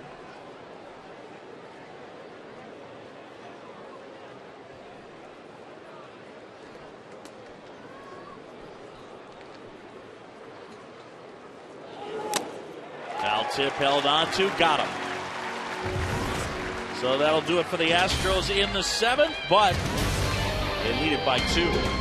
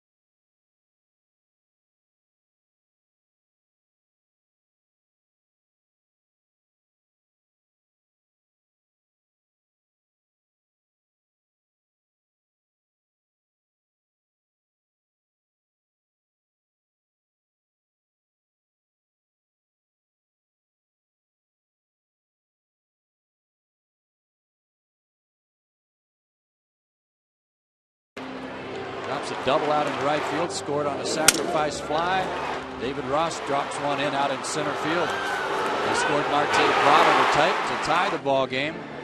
Braves went to work with some little ball thanks to a leadoff walk to the pitcher back in the 5th inning. Good bunt by Infante. A walk with the bases loaded got one in. Jeff Francoeur with a sacrifice fly got another run in. But then the Astros came back. Nice piece of hitting there by Carlos Lee, brought in a run. The Astros, in fact, put 4 straight hits together against JoJo Reyes to take the lead. That made it 4-3. Matt Diaz led off, however, in the 6th inning with a triple, and with 2 out, pinch hitter Greg Norton brought him in. That tied the game again. Astros come back again in the 7th off Peter Moylan after a leadoff walk to Blum. A couple of base hits, a walk, a sacrifice fly. And they've got the lead back 6-4. You want some oxygen after That's our Blimpies game summary. Jeez. A lot going on, man. Wow. We got dogs, we got sac flies, we got bunts. Hawks win today. Hawks win, Hawks win, Hawks win. Time for the Braves to jump on this Astros bullpen.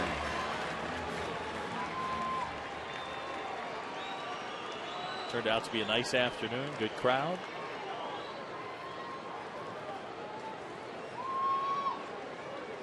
Unell is doubled. He's wrapped into a 5-4-3 inning-ending double play, and he's laid down a sacrifice bunt. Good curve from Jeff Geary.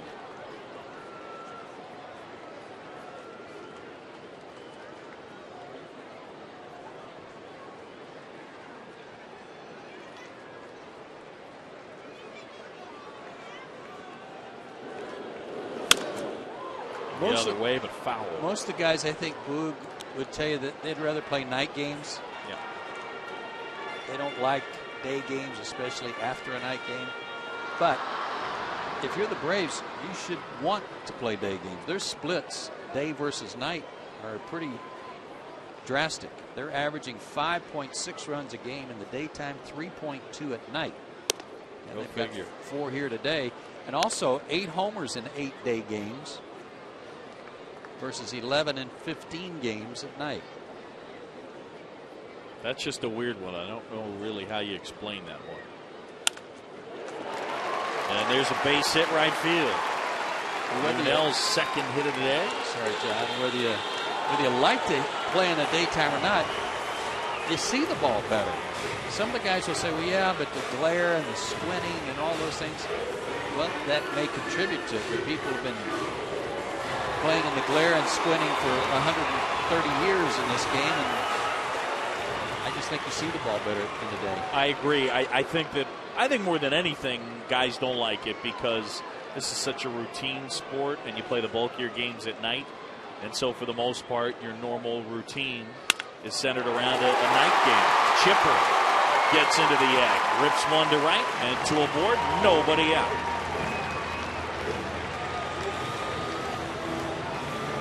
Gotta get that Houston bullpen busy. He's teeing off on Jeff Geary, former Philly. Part of that deal for Brad Lidge.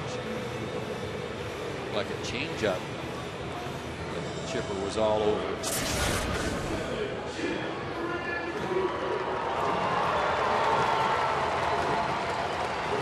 Astros have LaTroy Hawkins up to the bullpen. 2 on, nobody out.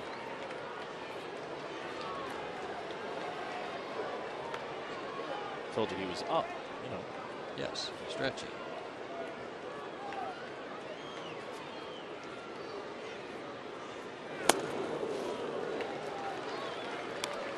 Francoeur hit a rope to third that Jeff Keppinger caught about knee high. His first time up, he is singled and knocked in a run with a sac fly.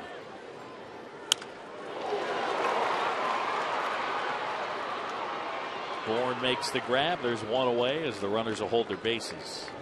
He had to throw the brakes on. He's looking over toward Carlos Lee because he got fooled on that ball. Thought it was going to drop in like a bloop.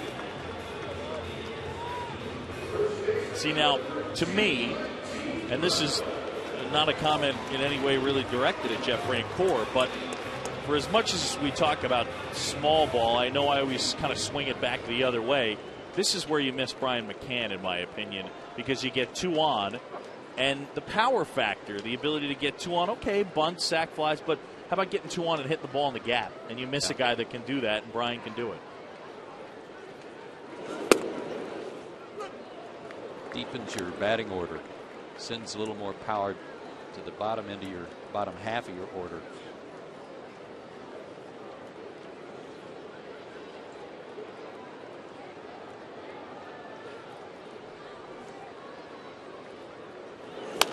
Talked about how when he gets those glasses, he may not have to wear them to catch. But Ivan Rodriguez behind the plate today, catching with sunglasses on. At least he started the game with sunglasses, so not unusual to see catchers doing that. Those glasses right there that Mac's wearing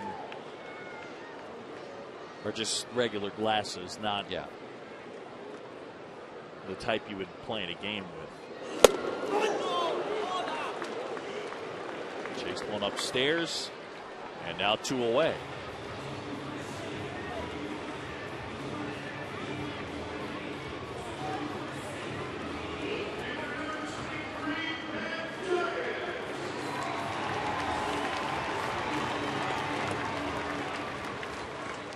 So Geary, after giving up the singles to start the inning, has gotten Francoeur and Prado. And now it's up to Diaz, who is 1 out of 2. Hit a triple to right center field his last time up and scored.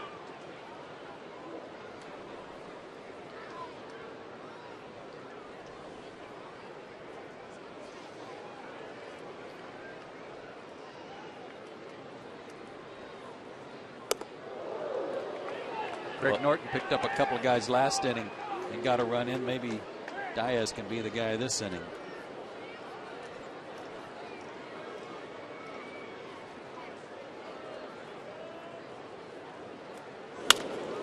The other way, past Berkman. Escobar in to score, chipper to third, and it's a 1-run game, and Diaz comes through.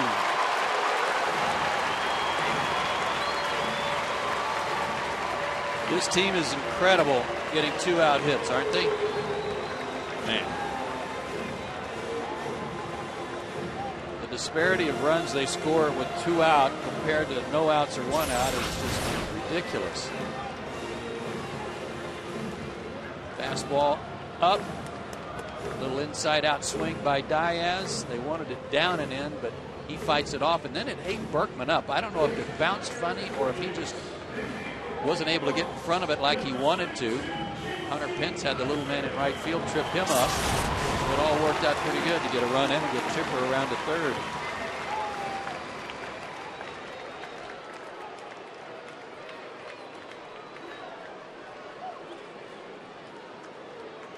Casey Kochman coming up to hit.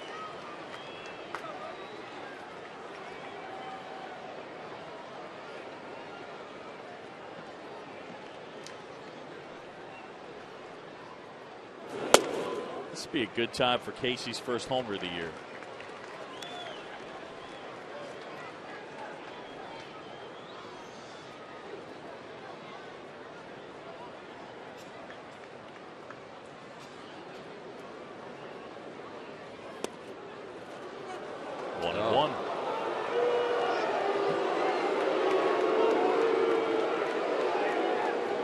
Casey thought that was a little low.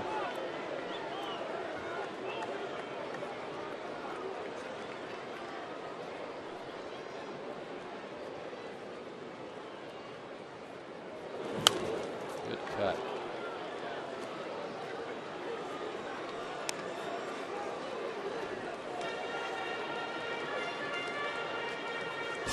Stayed back and kind of laid back on this one. High curveball, and Geary threw that one and was kind of throwing him a duck because he knew he was throwing a hanger.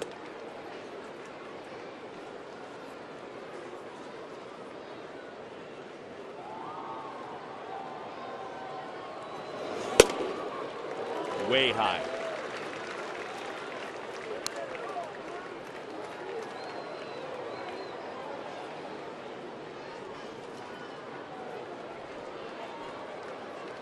Kochman saw him Friday night, grounded out, so at least he's had a little history with him. He's 1 for 2 in his career, but saw him Friday night. How about a gapper? Well, now it's filled up.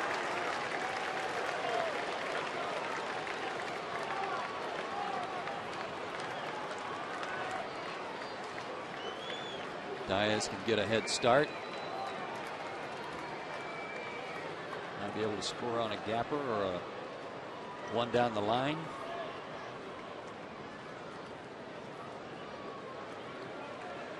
Chipper at third. Diaz at first. And that one way outside the zone. They are loaded up for Jordan Schaefer.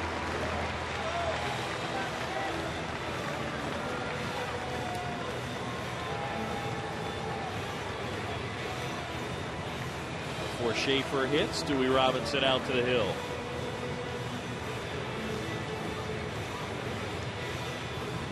Well, you know what's going to happen here. They're going to try and pound him in. And we'll see if Jordan has an answer. One of the things that Gary likes to do, and what we've seen so many pitchers do this year already, is get that first pitch slow breaking ball over for a strike to get ahead in the count before they start trying to run the ball in on people.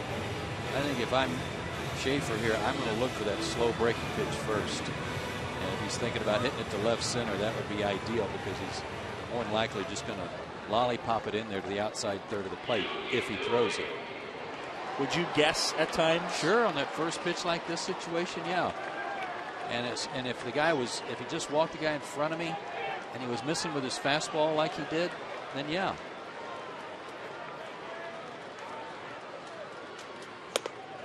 Fastball.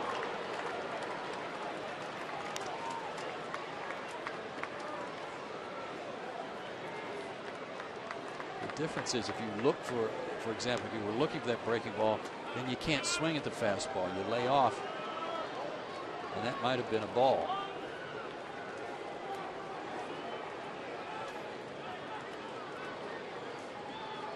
All loaded up. Braves down a run. They are staying in on him, trying to tie him up. Scouting report we talked about on Jordan in spring training about how teams were already testing him on the inner third about bell tie. They're still doing it. They're trying to go in and go kind of between the letters and the belt. Right, to try to keep him from being able to get the barrel of the bat to the ball. Jamming him. There's the spot. And he's down on strikes for the third straight time. Geary wriggles off the hook. Braves get a run back at 6-5. We're going to the 8th.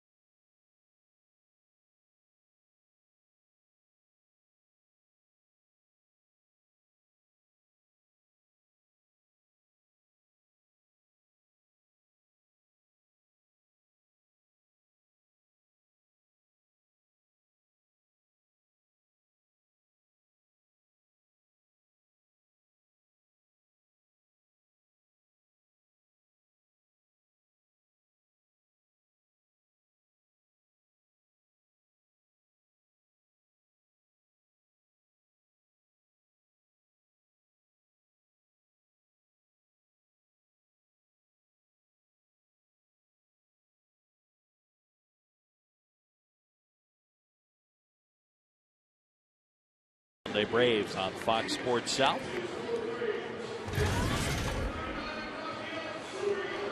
Time now for our Lincoln player profile.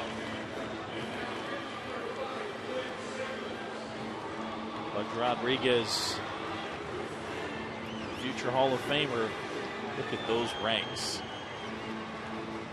18 straight opening days behind the dish. And you have to figure he's going to try and hang around and get 3,000 hits. I think so. And as good a shape he's in, you would not bet against him. 57.4% on caught stealings. Unbelievable.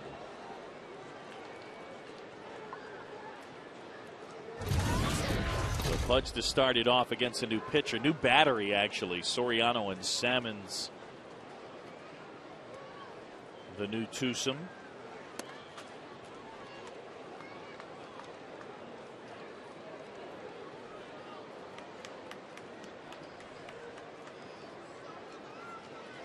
Great start to the season for Rafael.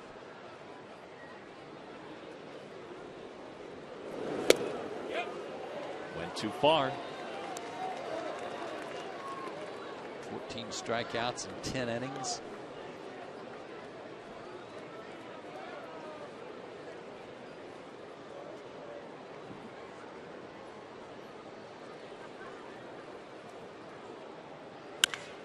That's pretty well hit left center field.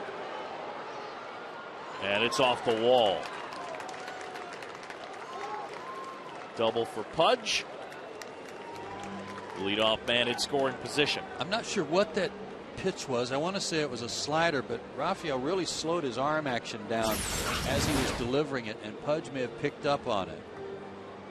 He kind of stood up. His front side kind of opened up, and his arm slowed down, and as a result, that slider was just kind of a hanger left out there for Pudge to pick on, and fortunate that it stayed in the ballpark.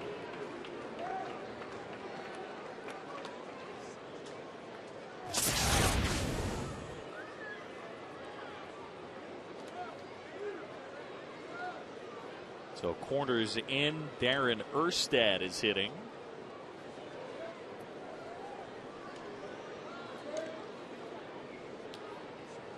The former punter at Nebraska. And again, the little ball approach. Just even rather than try to pull the ball to get the runner over, Erstad's trying to make sure he does so with a bunt.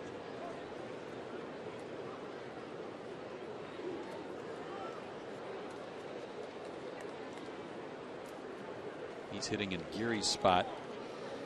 After Blum came in the double switch, Blum was in the 9-hole.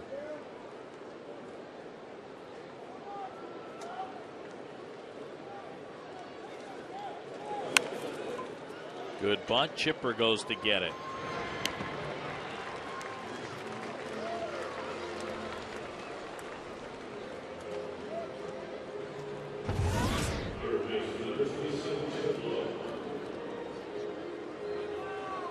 Seems a good execution from both sides today. Yep.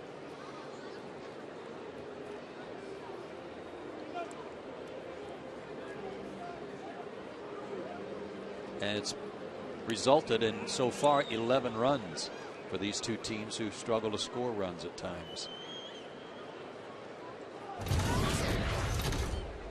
That's the third sac bunt for the Astros today. Braves have a sac bunt. 3 sacrifice flies for the Astros and 1 for the Braves.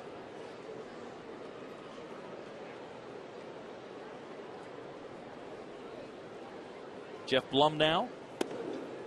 There's that slider.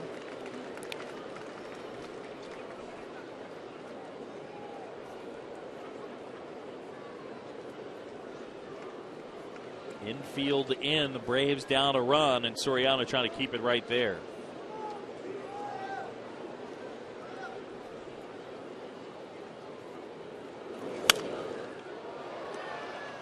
And Rafael looks over toward the Braves dugout after he threw that pitch, as if to say, ooh, got away with one there.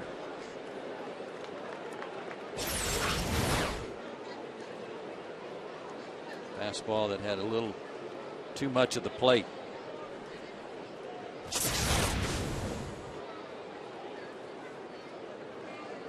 One, two.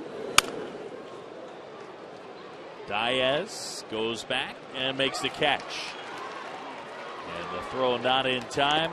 Pudge Rodriguez in to score, and again the Astros lead it by 2. They get that guy in from third with less than 2 out. Just great ABC baseball, the double, the bunt, and the fly ball. Blum came into the game in the 6th inning in the double switch, and he's already walked and scored a run and driven one in. So 2 down now in the top of the 8th. And Matsui up here.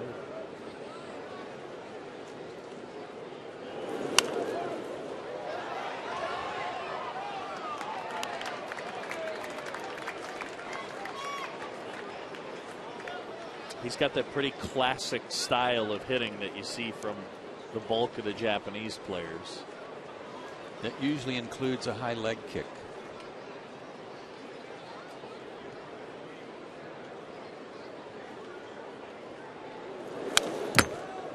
This is less pronounced than some, but it still comes up off the ground. His knee bends and he gets his foot down quickly.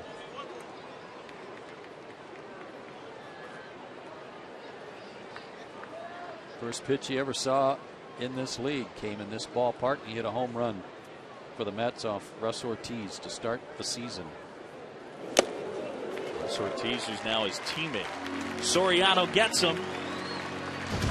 But the Astros get the run back at 7-5.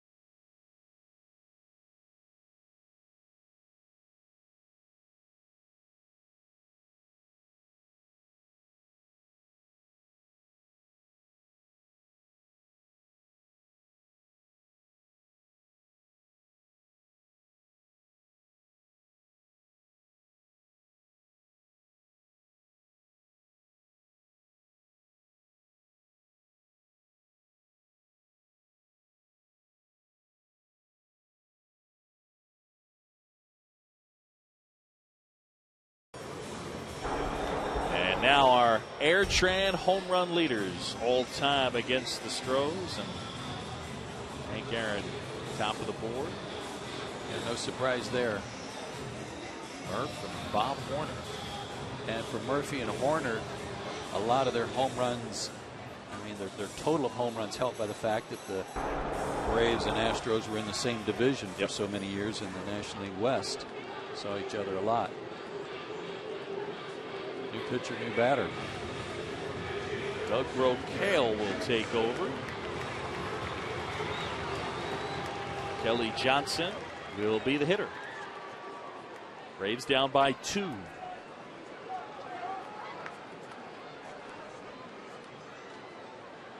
That almost hit Kelly. That's a good start. Doug Rocaille, no spring chicken, 41 years old, 6'5", 250. First pitched in the big leagues way back in 1992 with San Diego.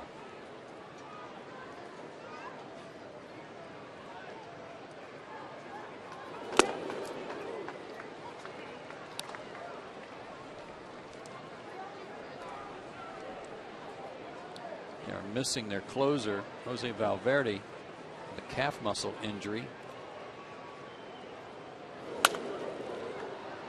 Hawkins has a couple of saves. Last year, at different times, Brocale was used at the end of games and got a couple of saves.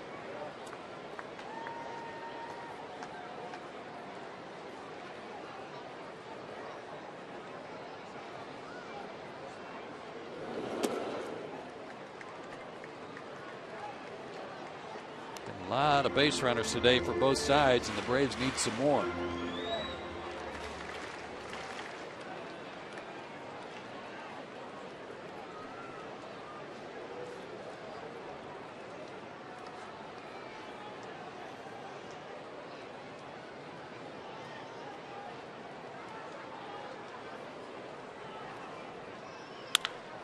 Hit hard. Oh, nice play, Berkman. And Brocale gets over and then goes down to the dirt. See if he's okay. Doesn't look okay.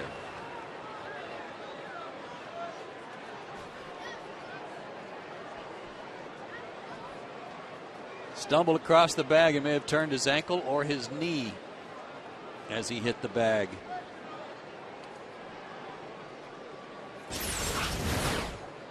Great play by Berkman to rob Kelly of a base hit. And now the 41-year-old. Oh, he looked like he stubbed his toe into the bag and then just crumpled. Right there. Oh, that may have just been the knee given yeah. out.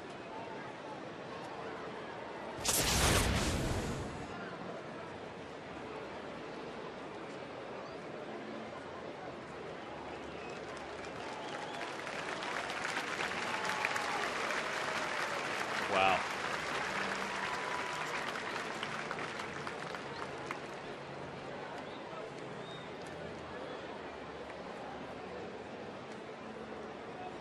Looks like he's got some weight on his left leg. No, it's his left leg that's hurt, and it looks like your right boot, probably a knee.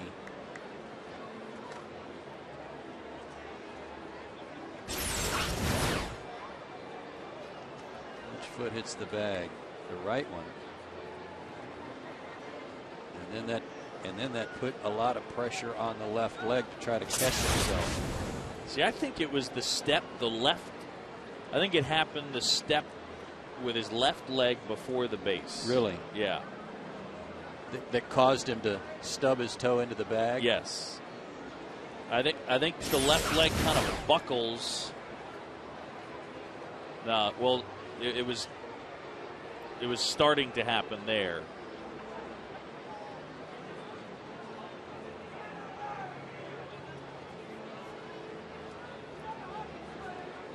They're going to get the cart for him.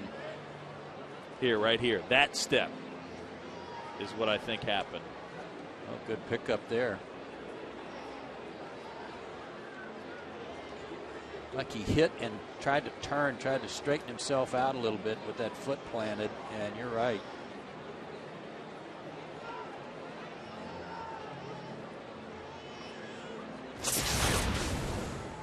Wow. What a shame. And Astros already missing their closer, lose one of their setup guys. Wish him the best. Veteran guy, been around a long time.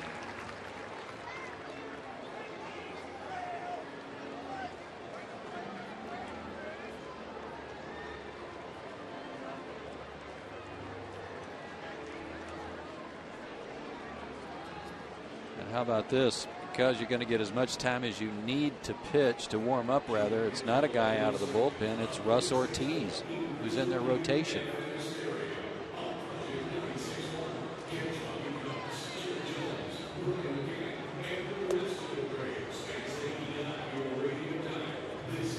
So Russ Ortiz get all the time that he needs. We'll take a break. Astros by a pair.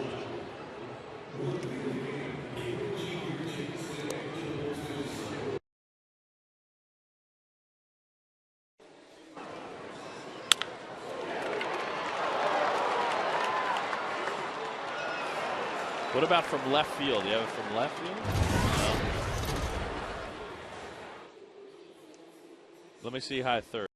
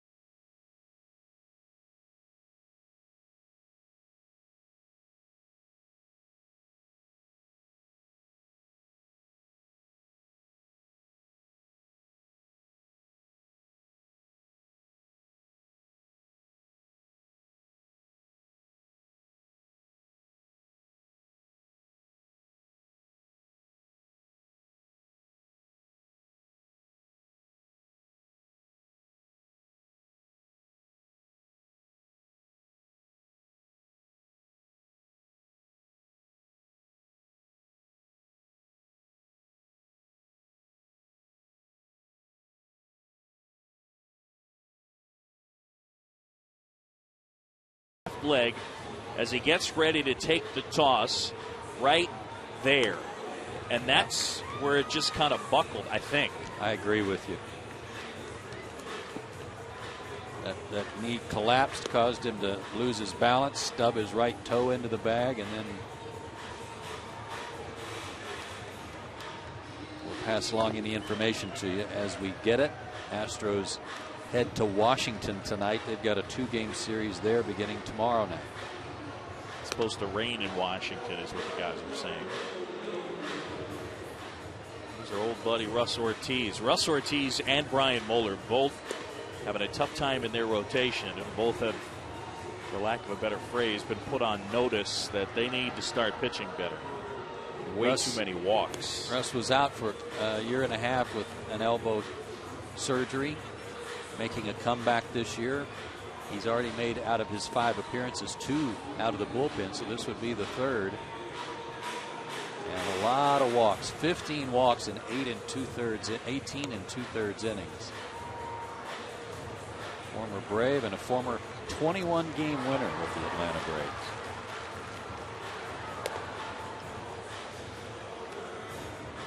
Former Sooner.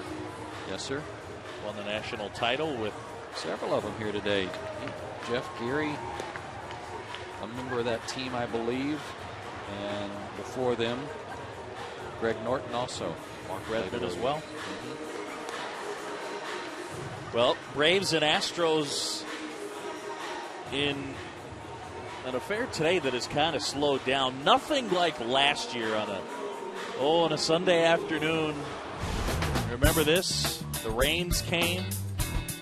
Long rain delay, couple of hours, and eventually 17 innings. Mark Teixeira, the winning hit, and the longest game in the history of Turner Field. That was a long day for everyone. And then the team got to get on a plane and fly to the West Coast. Yes. What makes it difficult when you're trying to weather some of these rain delays is that with an unbalanced schedule, this is the only trip of the year Houston makes here, as it was last year. So you try your very best to get the games in and finish it up to avoid a doubleheader, or avoid making Houston come back here on an off day to make that game up, which is something that happened to the Braves last year in Colorado, you might remember, when they got snowed out of a game. Had to make it up later in the year. Braves have already had more time spent in rain delays this year than they had all of last year. Now, just for the purposes of that stat, if you're wondering, if you enjoy keeping up on the rain delay statistics, of course, who doesn't?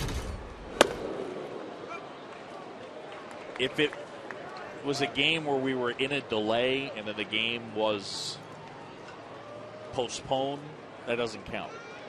No.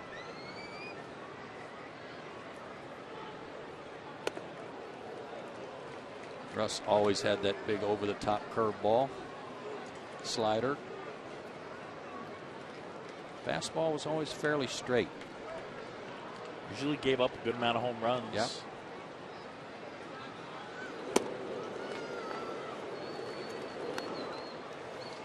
You wanted to know from Phil Cuzzy if that ball was outside.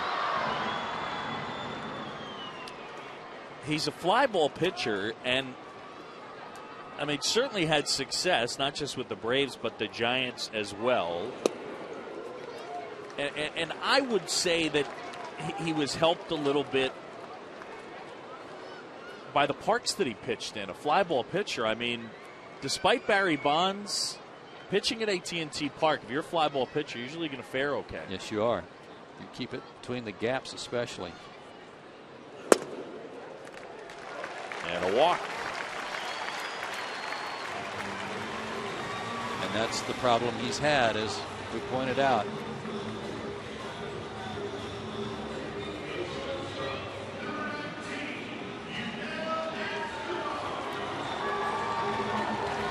Omar aboard, and it brings the tying run to the plate.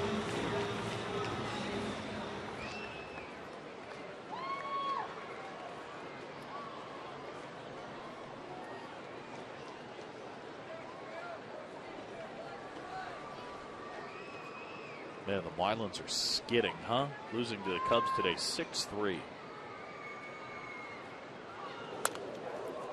It's like going to be 10 out of 13 they've lost, I believe. And could you ever have imagined that, the way they played against Atlanta here, and they came in and swept them? Look at the National League scoreboard. Happy for Milwaukee. They're playing well despite losing Ben Sheets and CC Sabathia out of the rotation. Good baseball.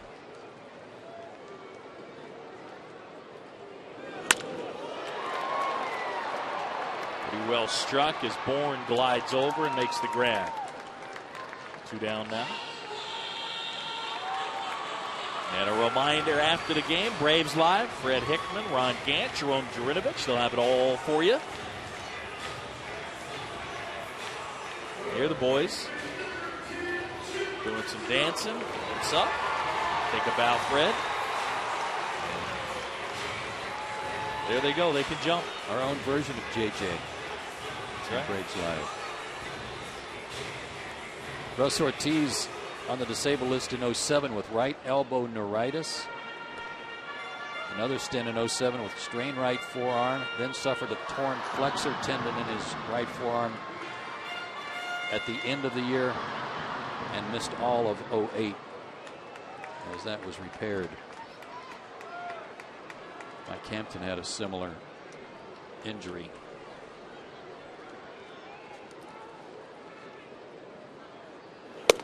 Chipper, a .308 career hitter against him, but he's never taken him deep.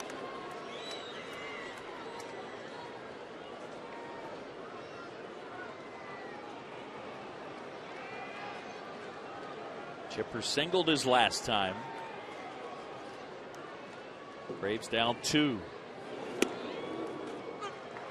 Good curve, best one he's thrown so far. Their outfield for Houston very deep with 2 out. Trying to prevent an extra base hit, or at least, at the very least, keep Infante from scoring on a double.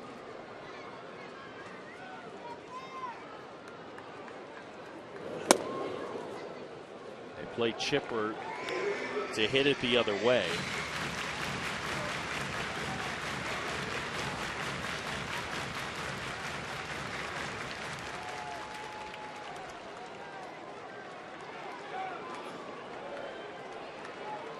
Infante at first. Here's a 2-1. Good curveball and then a bad one. 3-1 here. If you're Chipper, you've got the luxury of looking for a pitch other than the fastball if you want. But I think given his control troubles, you got to kind of sit on the fastball and just look for it for the inner third. And the pitch. Gave him the curve. It missed. Ball 4, 2 aboard.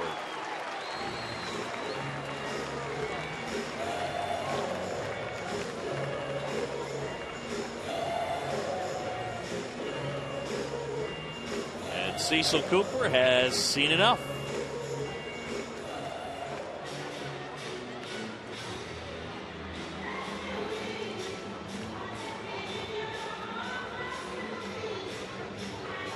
Hey, another pitcher's coming in.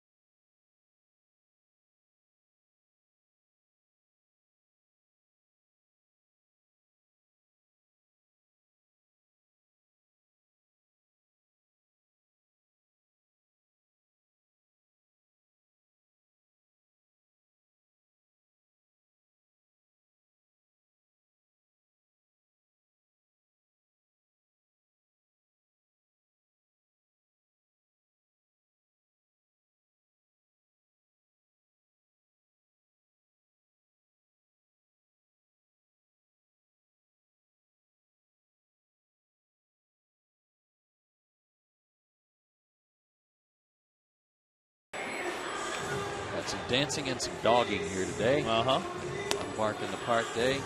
And it's been a relatively, I would say, mild day for the dogs, too. You know, a light breeze, no real heavy sunshine on them up there in the upper deck and left field.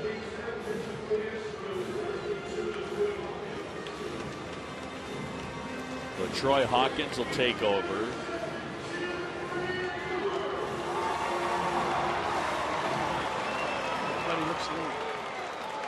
Sacked out up there. Tuckered out.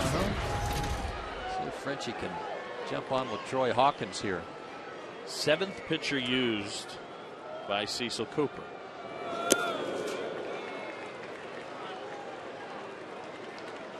He's not allowed a run in 8 of his last 9 outings.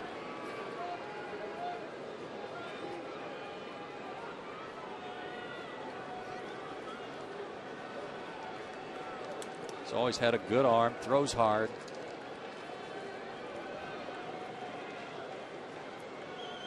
Jeff 1 for 4 in his career against Hawkins, who, when he's taking his stretch, once he gets into his stretch, looks like, I've got a secret ball and I'm not going to let you see it. Check him out. He hides that glove over on his right hip.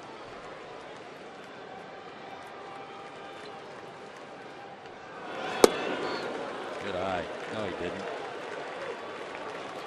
Jerry Crawford at first. Saw Jerry's brother Joey working in the NBA playoffs. A referee.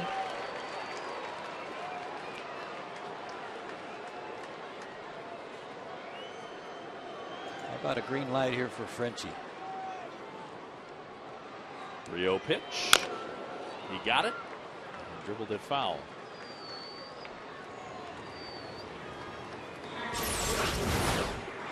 The location, got one right there, maybe running a little bit in on him, tied him up some.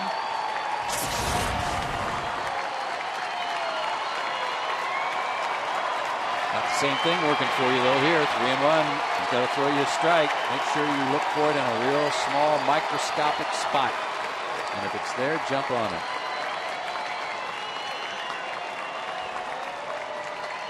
Fonte and Chipper aboard. Here we go. Chase something out of the zone. That would have been ball 4. Yep. 95 at the ankles.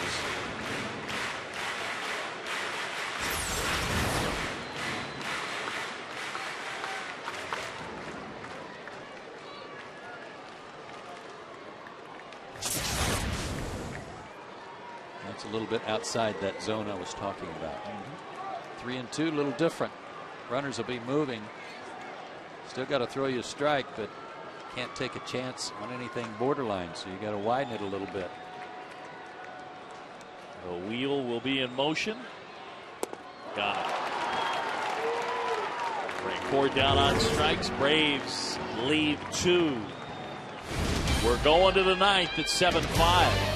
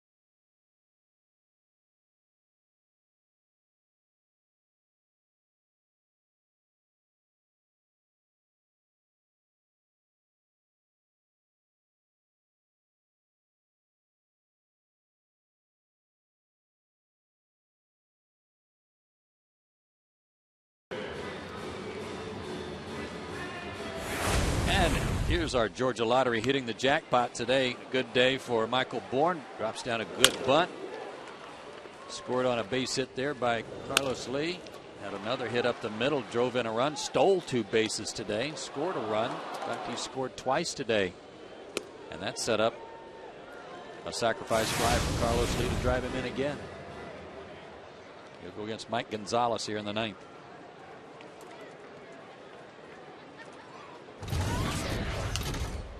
Bunt popped in the air. What do you got for fastest guy in the majors? Well, I said arguably this guy earlier, and I know a lot of people in Philadelphia said that he was faster than Shane Victorino and Jimmy Rollins when he was there. I buy that.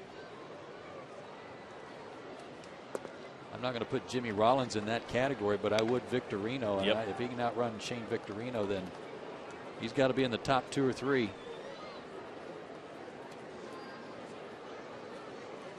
Sleeper guy I'd go with is Joey Gathright. Little guy who can really run. Emilio Bonifacio might be right there, Yeah, too. good call. Good call. Base hit right field.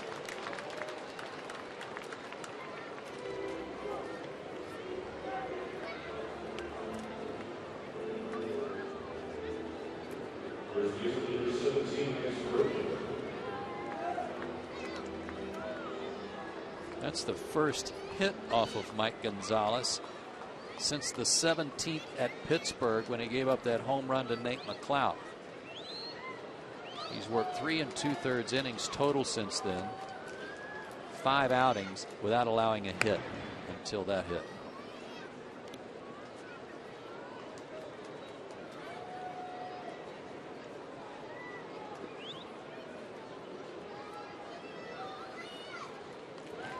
Every spot in the Houston batting order today except 5th and 6th has either a sacrifice bunt or a sacrifice fly. That doesn't happen very often. No, sir.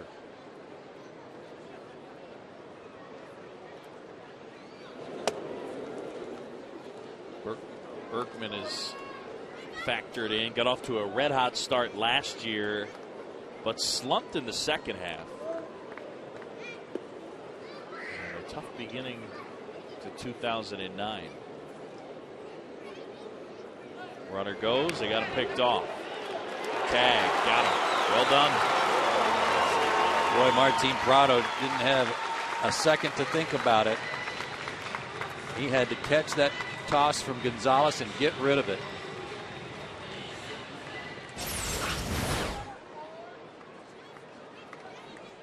And he got himself in a position to throw to second base so the runner wouldn't come into it. So that's a play a veteran first baseman will make. Martin hasn't played there that much. Always a tough play for a right-handed throwing first baseman, because you got to clear yourself a little bit so that you're not going to hit the runner.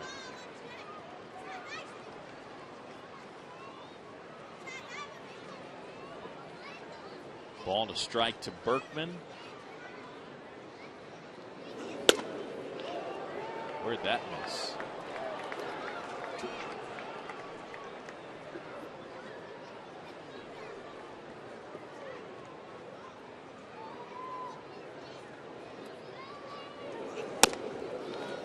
Wow.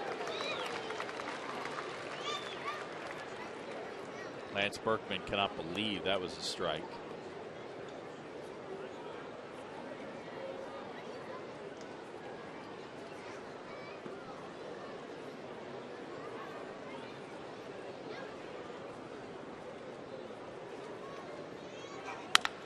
Hit hard, right at Chipper. Or I beg your pardon, Infante. Sorry, Boog, I just picked up on that before I had a chance to tell you. Kelly Johnson stayed in the game and played second after pinch hitting last inning, and Infante moved to third. The only thing we can figure perhaps would be the reason was when Chipper went from first to third on a hit and stumbled a little bit right here as he was coming into the bag. He got some attention from Brian Snitker, talked to him a little bit, but he was bent over on his knees for a while. Hopefully it was nothing serious.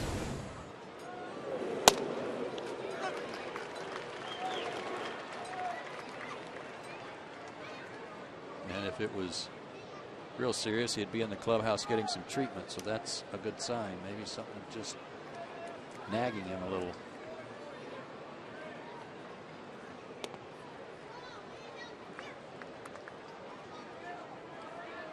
7-5 game. Astros led 1-0. Braves tied it at 1. Braves led 3-1. Astros led 4-3. Tied at 4.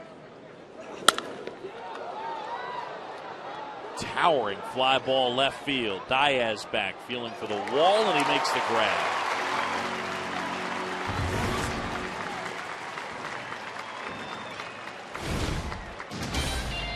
Bottom of the ninth, last chance for Atlanta.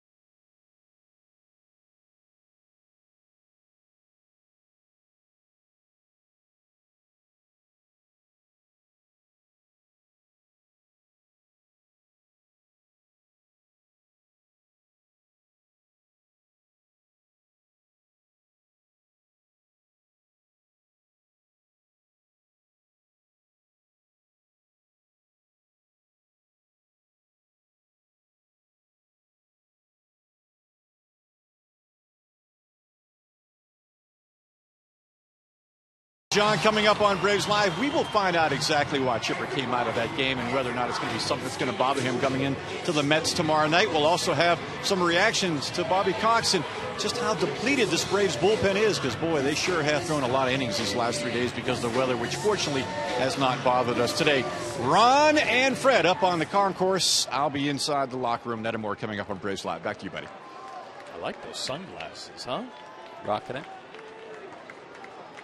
Chipper working on the sunflower seeds. Appears to be all right. We'll find out for sure. Jerome will find out for sure.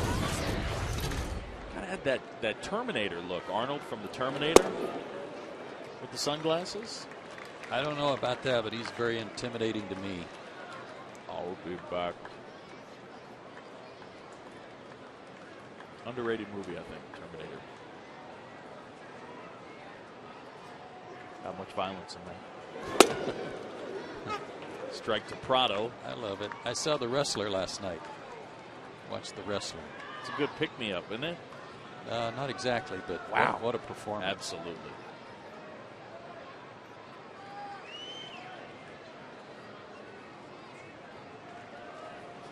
Yeah, it was really well done. Very sad, I thought. Yes, it was. They're saying on Doug Brocail, strained left hammy. If that's all it is, then good for him. Good for him. Hope that's all it is. You got to be carted off like that. You always assume it's worse. Good call there by Phil Kinsey. Phil has not made friends on either side today, I would say. The way Pudge had to come up for that ball, and then he was moving back to him, but I don't think you get that pitch. Your catcher's having to dance around to find it.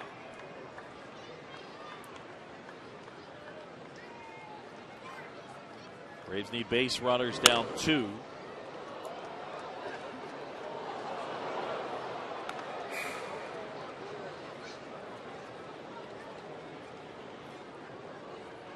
No Jose Valverde for the Astros, their closer, out with a calf injury. And Cecil Cooper today has used 7 pitchers. And it wasn't like Wandy Rodriguez got knocked out in the second.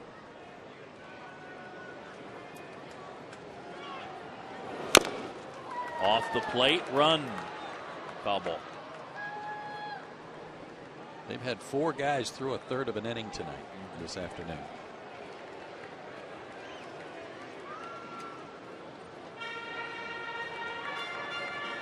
No, Mickey Rourke and Wrestler, what a performance. And a lot of people would say sort of in a roundabout way imitating himself, portraying himself in his acting career. Yeah. I was surprised that he didn't win.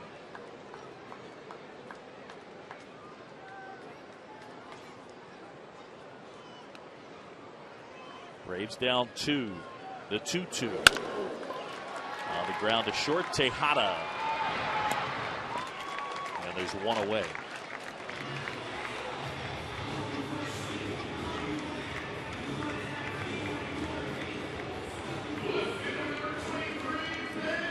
Braves record this year when they score more than 4 runs is very good, 9-2. They have 5 runs on 11 hits today. But unfortunately, they got 2 runs off Peter Moylan, 1 off Soriano. A couple of guys who have really pitched lights out lately. Just couldn't hold the Astros today, who got to tip your cap to their execution. They were bunting and moving runners over and getting them in.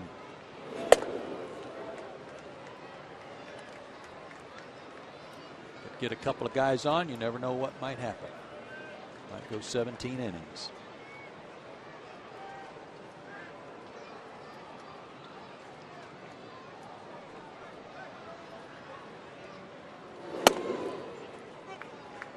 Showing bunt, taking a strike.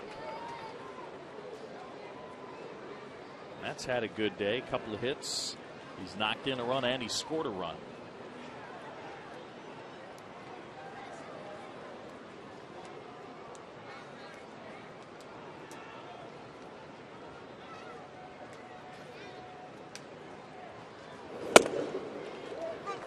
.95 in that fastball.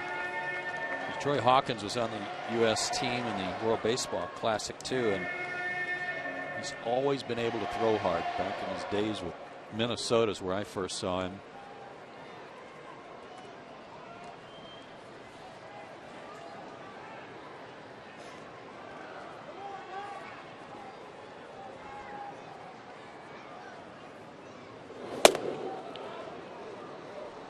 Folks, this copyrighted telecast is presented by the authority of the Atlanta National League Baseball Club and may not be reproduced or retransmitted in any form. The accounts and descriptions of this game may not be disseminated without express written consent of the Atlanta Braves.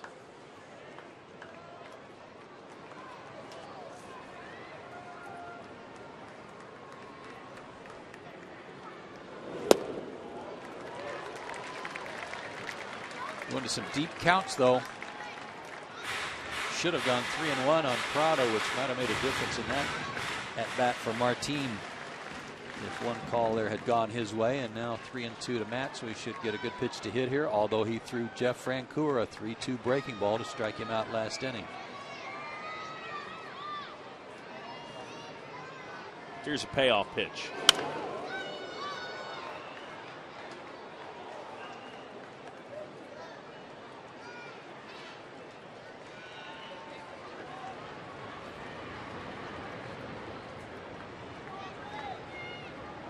One of the things that's helped this Houston staff and guys like Wandy Rodriguez has been the influence of Pudge Rodriguez and his veteran leadership.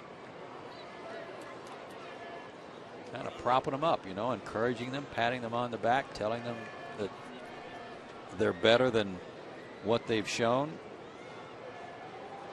Wandy Rodriguez won't factor in the decision today, but Pudge Rodriguez certainly an influence on him already.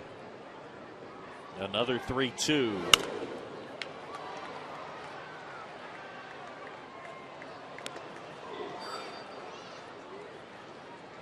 Pudge with a connection in the Braves dugout. First came up with the Rangers, first started out, one of his first coaches was Braves bench coach Chino Carajillo, and it was Chino that put the Pudge moniker on him.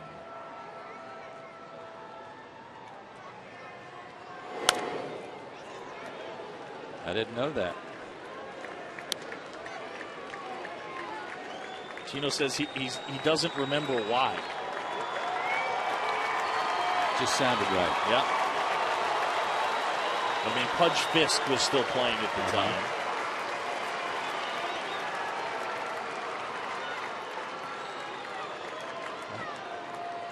Guy is having a good at bat here, fighting a few off, trying to get Hawkins to elevate one of these pitches. Right-hander ready, and here we go again. Right there, Matt knew it.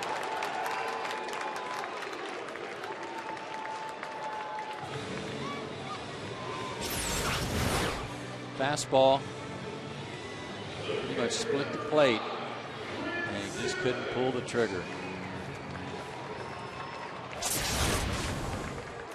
So the Braves down to their final out. Astros leading 7-5. When Pudge Rodriguez came to the Marlins, I went up to him and I asked him, how do you like your first name to be pronounced, Ivan or Ivan? And he said, I like it pronounced Pudge. You got it. Yeah, it's pretty much a catcher thing. You don't see a whole lot of lanky first basemen called Pudge. That's right.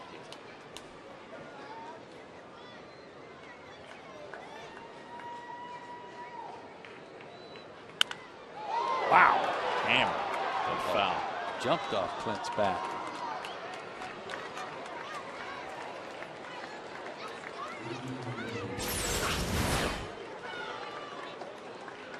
Short or no stride at all. High fastball, but a little quick on it.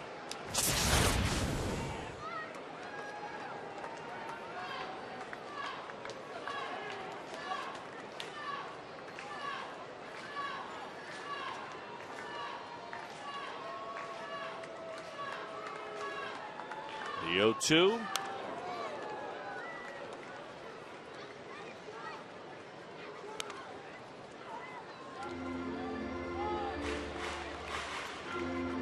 Braves one pitch away from losing 2 out of 3 to Houston.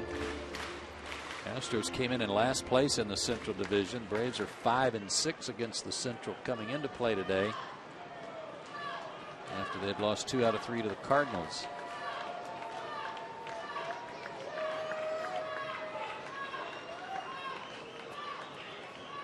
The 0-2. Good pitch. Clint did well to lay off that biting breaking ball. You talked about the Marlins and their difficulties, Boog, and the fact that they've gone on this losing tear has really caused a lot of bunching in the 1 through 4 spots in the National League East.